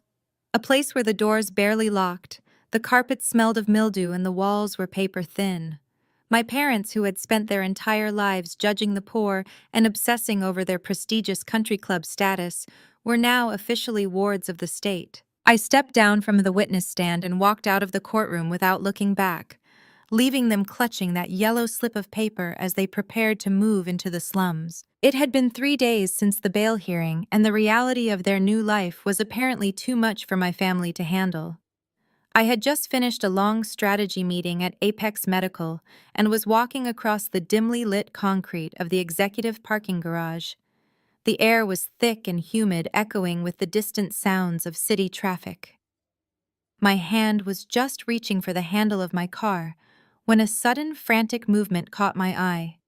Stepping out from the shadows behind a concrete pillar were three figures looking like absolute ghosts. It was Desmond, Brenda, and Chantel. The sight of them was almost shocking. The prestigious, polished Wilson family had completely vanished.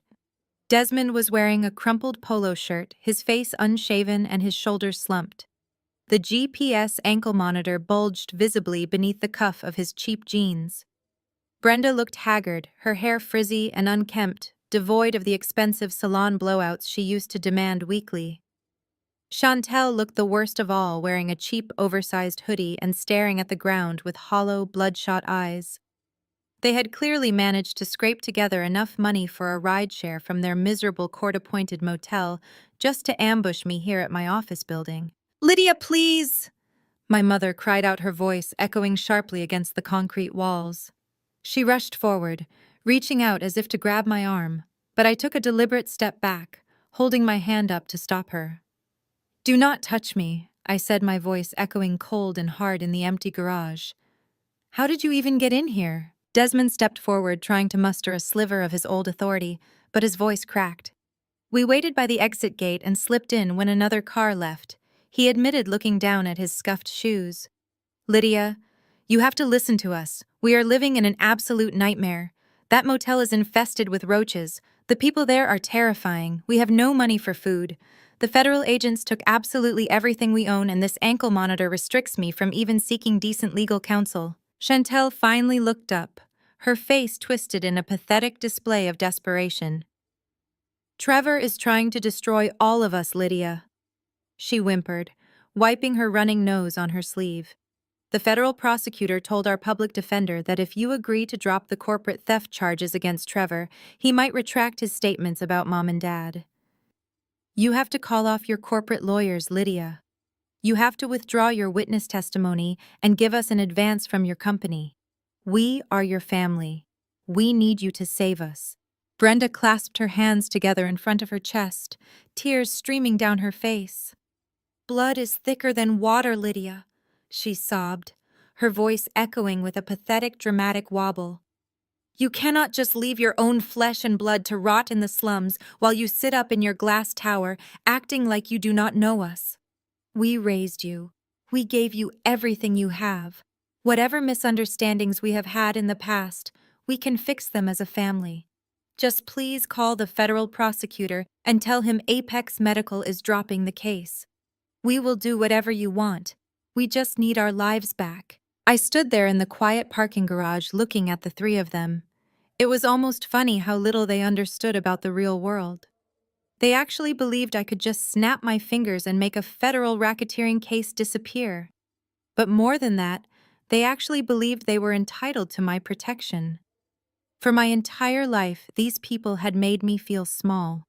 They had mocked my career choices, belittled my struggles, and constantly reminded me that I was the plain, boring sister who would never measure up to the golden child, Chantel. They had happily watched Trevor drain the life out of my parents' accounts because they were so blinded by greed and superficial status. And now, standing in the damp concrete garage, they dared to use the word family. I let out a slow, humorless laugh that made Desmond flinch. "Blood is thicker than water," I repeated, shaking my head. "Is that really the card you want to play right now, Brenda? Because I remember a very different version of this family." I took a step closer, my voice rising with years of suppressed rage pouring out into the open air. Where was that family loyalty when Jamal was lying in a hospital bed struggling to breathe? I demanded, looking directly into my mother-terrified eyes. Where was that family loyalty when you spent $10,000 on a luxury golf club membership instead of helping your own grandson pay for his emergency inhalers? Where was that loyalty when you watched Chantel push me down and mock my life every single day? You sat around your pristine dining table treating me like a charity case while you threw your entire fortune at a con artist because he had a fancy accent and wore a nice watch. You never loved me. You only tolerated me when I was quiet and convenient. Desmond swallowed hard, stepping in front of Brenda and trying to interrupt. Lydia, please, that is all in the past. We made a terrible mistake, but we are sorry. We are so incredibly sorry for everything. We just need another chance. Forgiveness requires remorse, I said, my voice dropping to a dangerous whisper that echoed clearly in the quiet space. You are not sorry for what you did to me, Desmond. You are not sorry for treating my son like a burden. You are only sorry because you cannot leech off me anymore. You are only crying because the federal government finally exposed the hollow, fraudulent life you built. You chose your golden child, and you chose your shiny new son-in-law. You protected Trevor when he stole my car, and you celebrated him while he ruined your legacy. Now you get to face the consequences together. Chantel started sobbing violently, covering her face with her hands and sinking against the concrete pillar. Brenda fell to her knees on the dirty garage floor, begging and pleading for me to just make one phone call. She wailed about how she could not survive another night in that awful motel, how she was terrified of going to federal prison and losing everything she had ever known. I did not feel a single ounce of pity. The emotional manipulation that used to paralyze me had completely lost its power. I was no longer the desperate daughter seeking their approval. I was the CEO of a successful company, a mother who protected her son, and I was entirely done with them. I turned around and pressed the button on my keys, unlocking my car. The headlights flashed, illuminating their pathetic forms cowering in the dark. I opened the driver's side door, but before I climbed inside, I reached into my leather briefcase. I pulled out a crisp manila folder. It was the exact same folder I had carried with me for months, a silent reminder of the day my family had truly shown me who they were. I turned back to my parents, who were still sobbing on the cold concrete. I tossed the folder carelessly, watching it flutter through the damp air and land right at Brenda's knees. It slid open, revealing the stamped hospital documents inside. "Here is Jamal or Bill," I said, my voice perfectly calm and completely devoid of any emotion. "You still owe me $5,000. I got into my car, pulled the heavy door shut, and locked it. I started the engine, the low rumble of the motor drowning out Brenda, hysterical cries.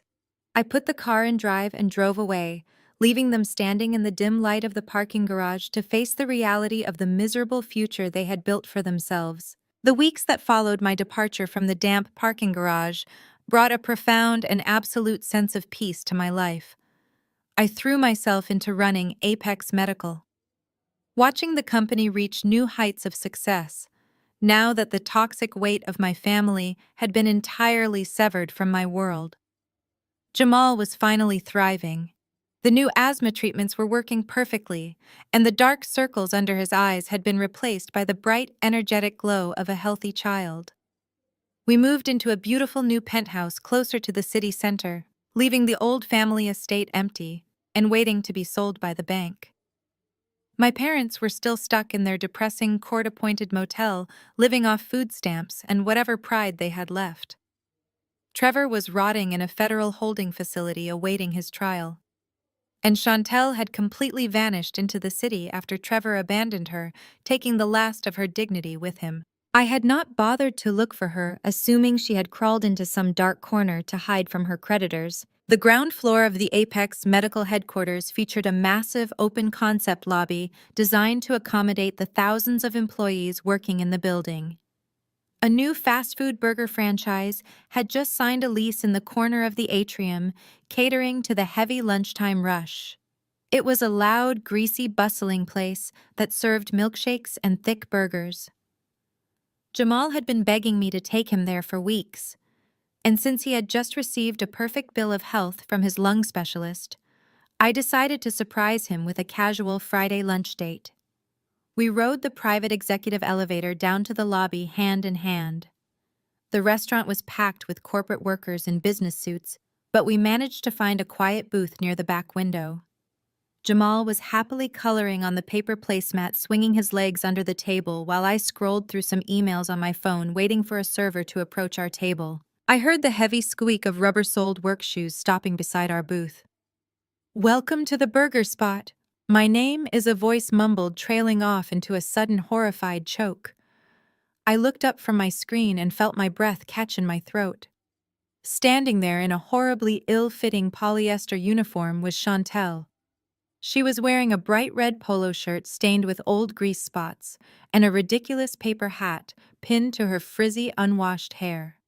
Her plastic name tag was pinned crookedly to her chest, bearing her name in cheap black marker. She held a cheap plastic tray and a sticky notepad, staring at me with eyes so wide they looked like they might fall out of her skull. The arrogant, spoiled princess who had once demanded custom designer dresses and luxury vacations to Europe was now wiping down tables for minimum wage and smelling like old frying oil. The silence between us stretched out like a tight wire. Chantel's mouth opened and closed silently, her face burning with a shade of red so deep it looked painful. She wanted to run. She wanted to drop the plastic tray and flee out the back door, but we both knew she could not. She was completely broke.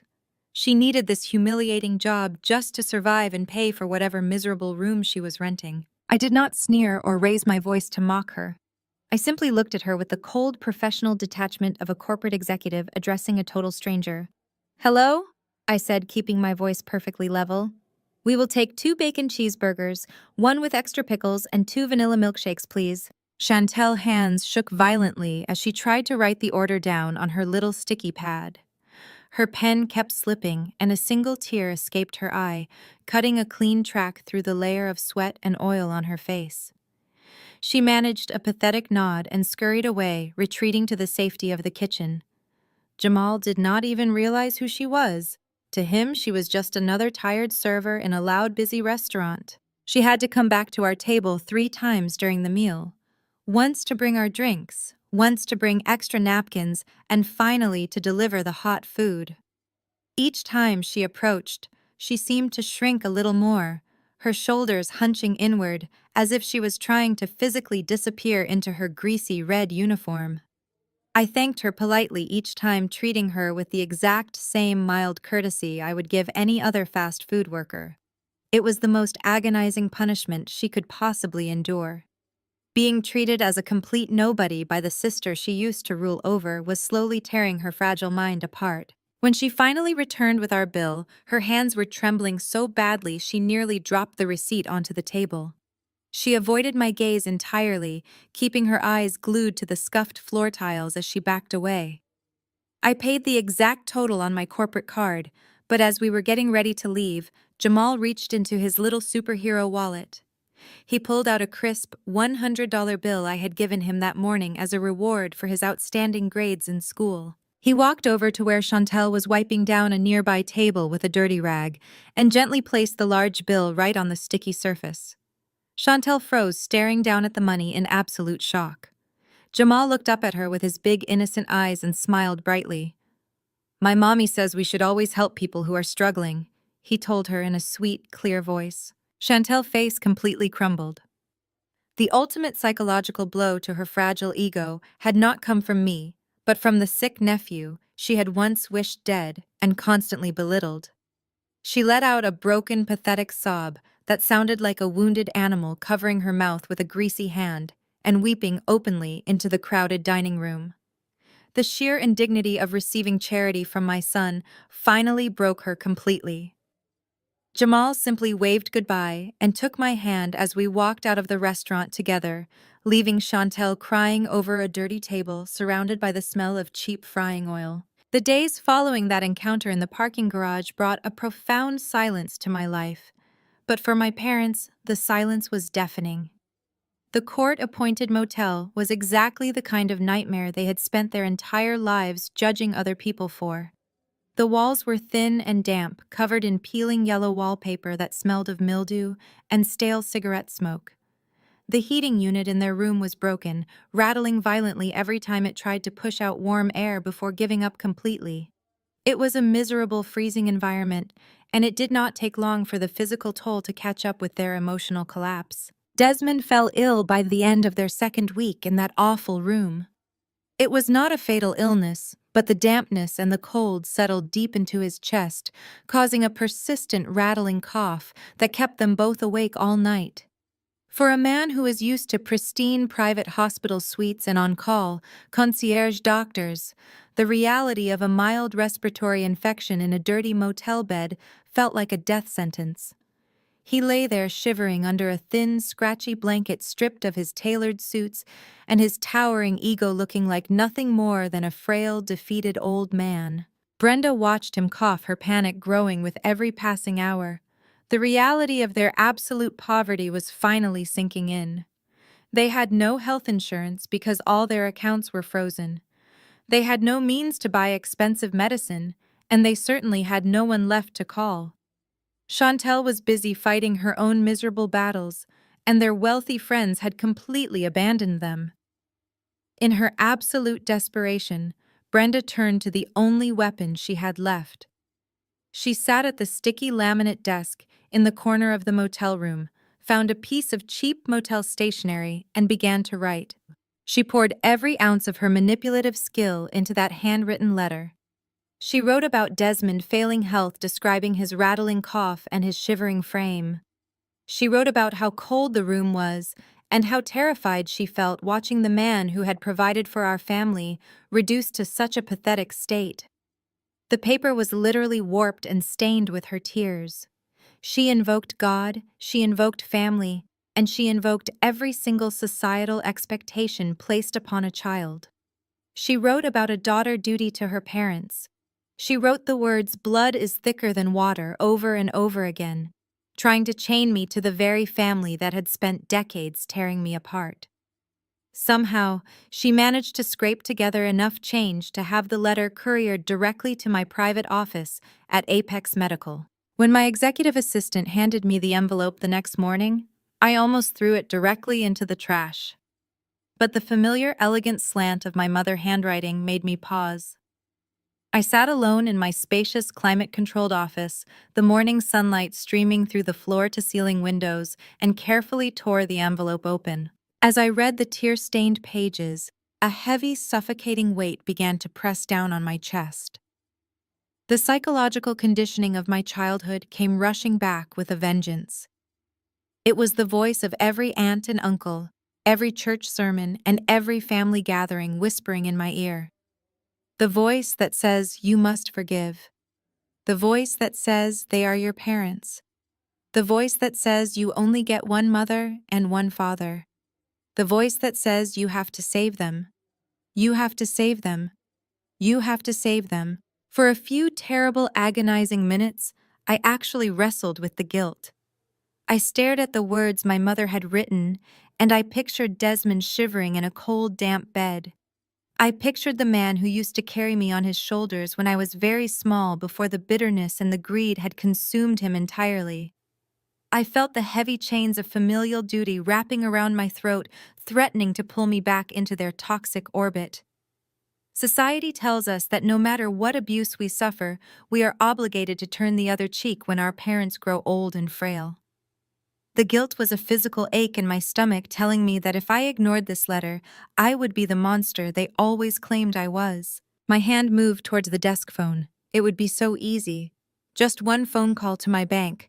Just one wire transfer to move them to a better facility. Just one small gesture of grace to ease my own conscience. My fingers hovered over the keypad, trembling slightly, as the lifelong habit of submission fought to regain control. But then my gaze drifted to the framed photograph sitting on the corner of my desk. It was a picture of Jamal smiling brightly on his first day of school. The heavy fog of guilt instantly shattered, replaced by a crystal-clear memory that burned like ice in my veins. I remembered the hospital room. I remembered the terrifying sound of the heart monitor beeping frantically.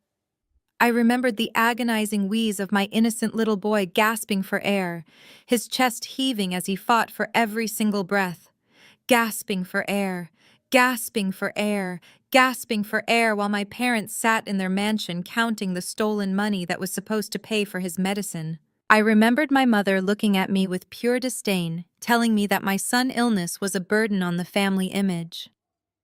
I remembered my father handing Trevor the keys to my car, laughing while I cried. I remembered the absolute total absence of their mercy when it was my child whose life was on the line. The guilt evaporated, leaving nothing but cold, hard clarity. Forgiveness requires remorse, and they had none.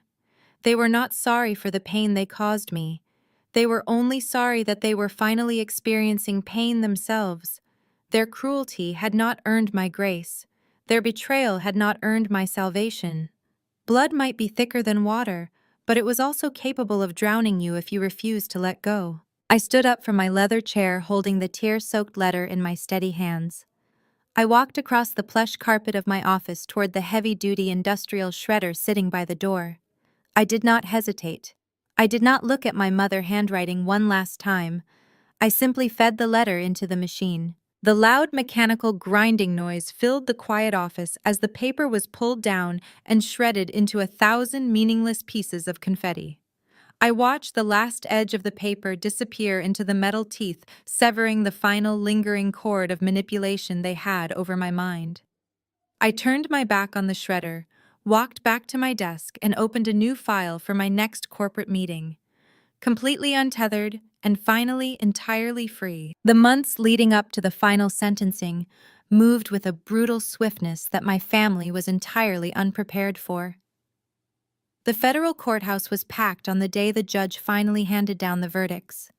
I sat in the back row of the gallery, watching the final act of this tragedy play out with perfect clarity. Trevor stood before the judge looking like a hollow shell of the arrogant man who used to mock my child and parade around in expensive suits. His bright orange jumpsuit hung loosely on his shrinking frame, and his hands trembled as he waited for his fate. The judge did not mince her words. She stared down at him with absolute disgust and read through the staggering list of his financial crimes and fraudulent schemes. She sentenced him to 15 years in federal prison without the possibility of early parole. Trevor collapsed into his heavy wooden chair, weeping loudly and begging for mercy, as the federal marshals grabbed his arms and hauled him away to a maximum security facility. Then it was Desmond and Brenda turned to face the music. They stood before the bench, shaking like terrified children. Their faces were gaunt and pale from months of living in that miserable motel and eating cheap canned food. The judge noted their advancing age and their eventual cooperation with the investigation, but she absolutely refused to let them off easy. She declared that their gross negligence and active participation in hiding stolen assets demanded severe consequences.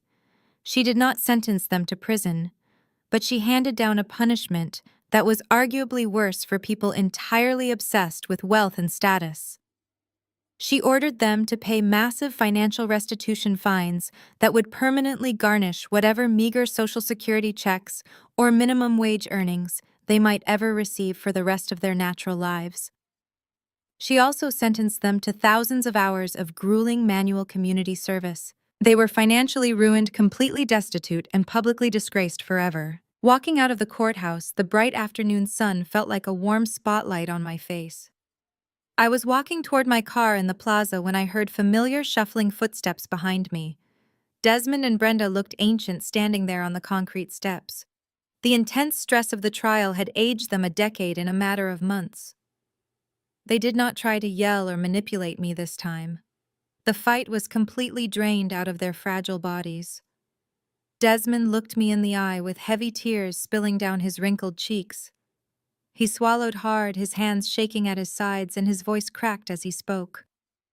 "We were wrong, Lydia," he whispered, his voice barely carrying over the sound of the city traffic. "We were so incredibly wrong about everything, and we are so sorry." Brenda nodded slowly beside him, unable to even speak through her quiet, pathetic sobbing. I stood there looking at the people who had brought me into this world, and realized I felt absolutely nothing for them anymore. The lingering anger was gone, the bitter resentment was gone, and the desperate childhood need for their love was completely dead. I looked at my father and nodded calmly. I know, I said, my voice perfectly steady and cold. Apology accepted, but our relationship ends here. I turned my back on them and walked to my car, leaving them standing alone on the courthouse steps to face the harsh, permanent reality of their isolation. 6 months passed, and the city moved on from the spectacular scandal of the Wilson family downfall. I used a significant portion of my corporate earnings to purchase a very specific piece of foreclosed property from the bank. It was the sprawling estate where I had grown up, the giant monument to Desmond and Brenda, toxic ego. I did not keep the house. I brought in heavy bulldozers and completely demolished the gaudy mansion, tearing down the walls that held so many painful memories of emotional abuse and neglect. The ground was cleared flat, and in its place, I built something that actually mattered. I constructed a state-of-the-art free medical clinic, specifically designed to provide high-quality respiratory and asthma care for underprivileged and minority children in the city. I named it the Jamal Respiratory Care Center, CARE. On the day of the grand opening, the sky was a brilliant, clear blue. Local news stations were there setting up cameras on the freshly paved walkway to cover the event. Jamal was standing right beside me, looking incredibly handsome in a little tailored suit, holding my hand tightly. He was breathing perfectly, his asthma completely under control thanks to the best medical care available. I held a pair of large silver scissors, preparing to cut the thick red ribbons stretched across the bright glass entrance of the clinic. While I stood in the warm sunlight surrounded by cheering community members and supportive colleagues, my parents were serving their court-ordered sentence on the edge of a deafening interstate highway.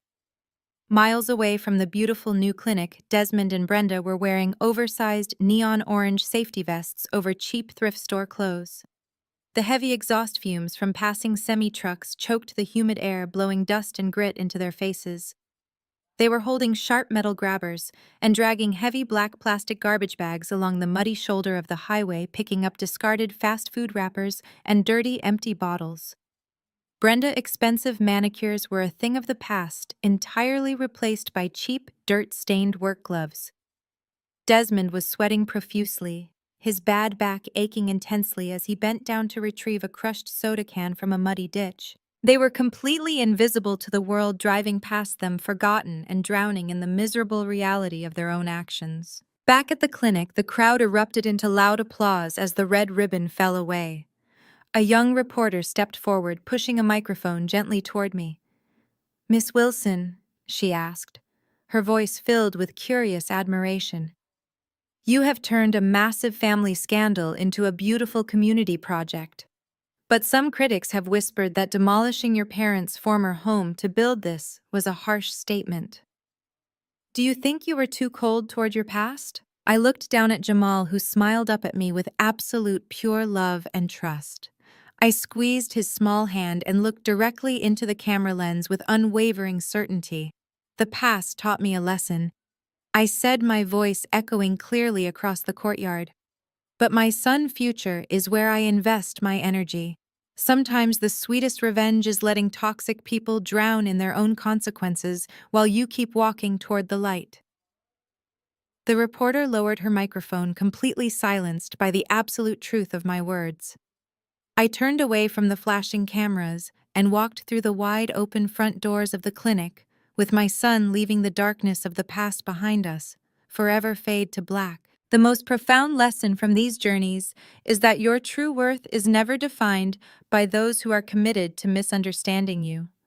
Toxic family members may use manipulation, favoritism, and cruelty to keep you feeling small, but their actions reflect their own deep insecurities, not your actual value.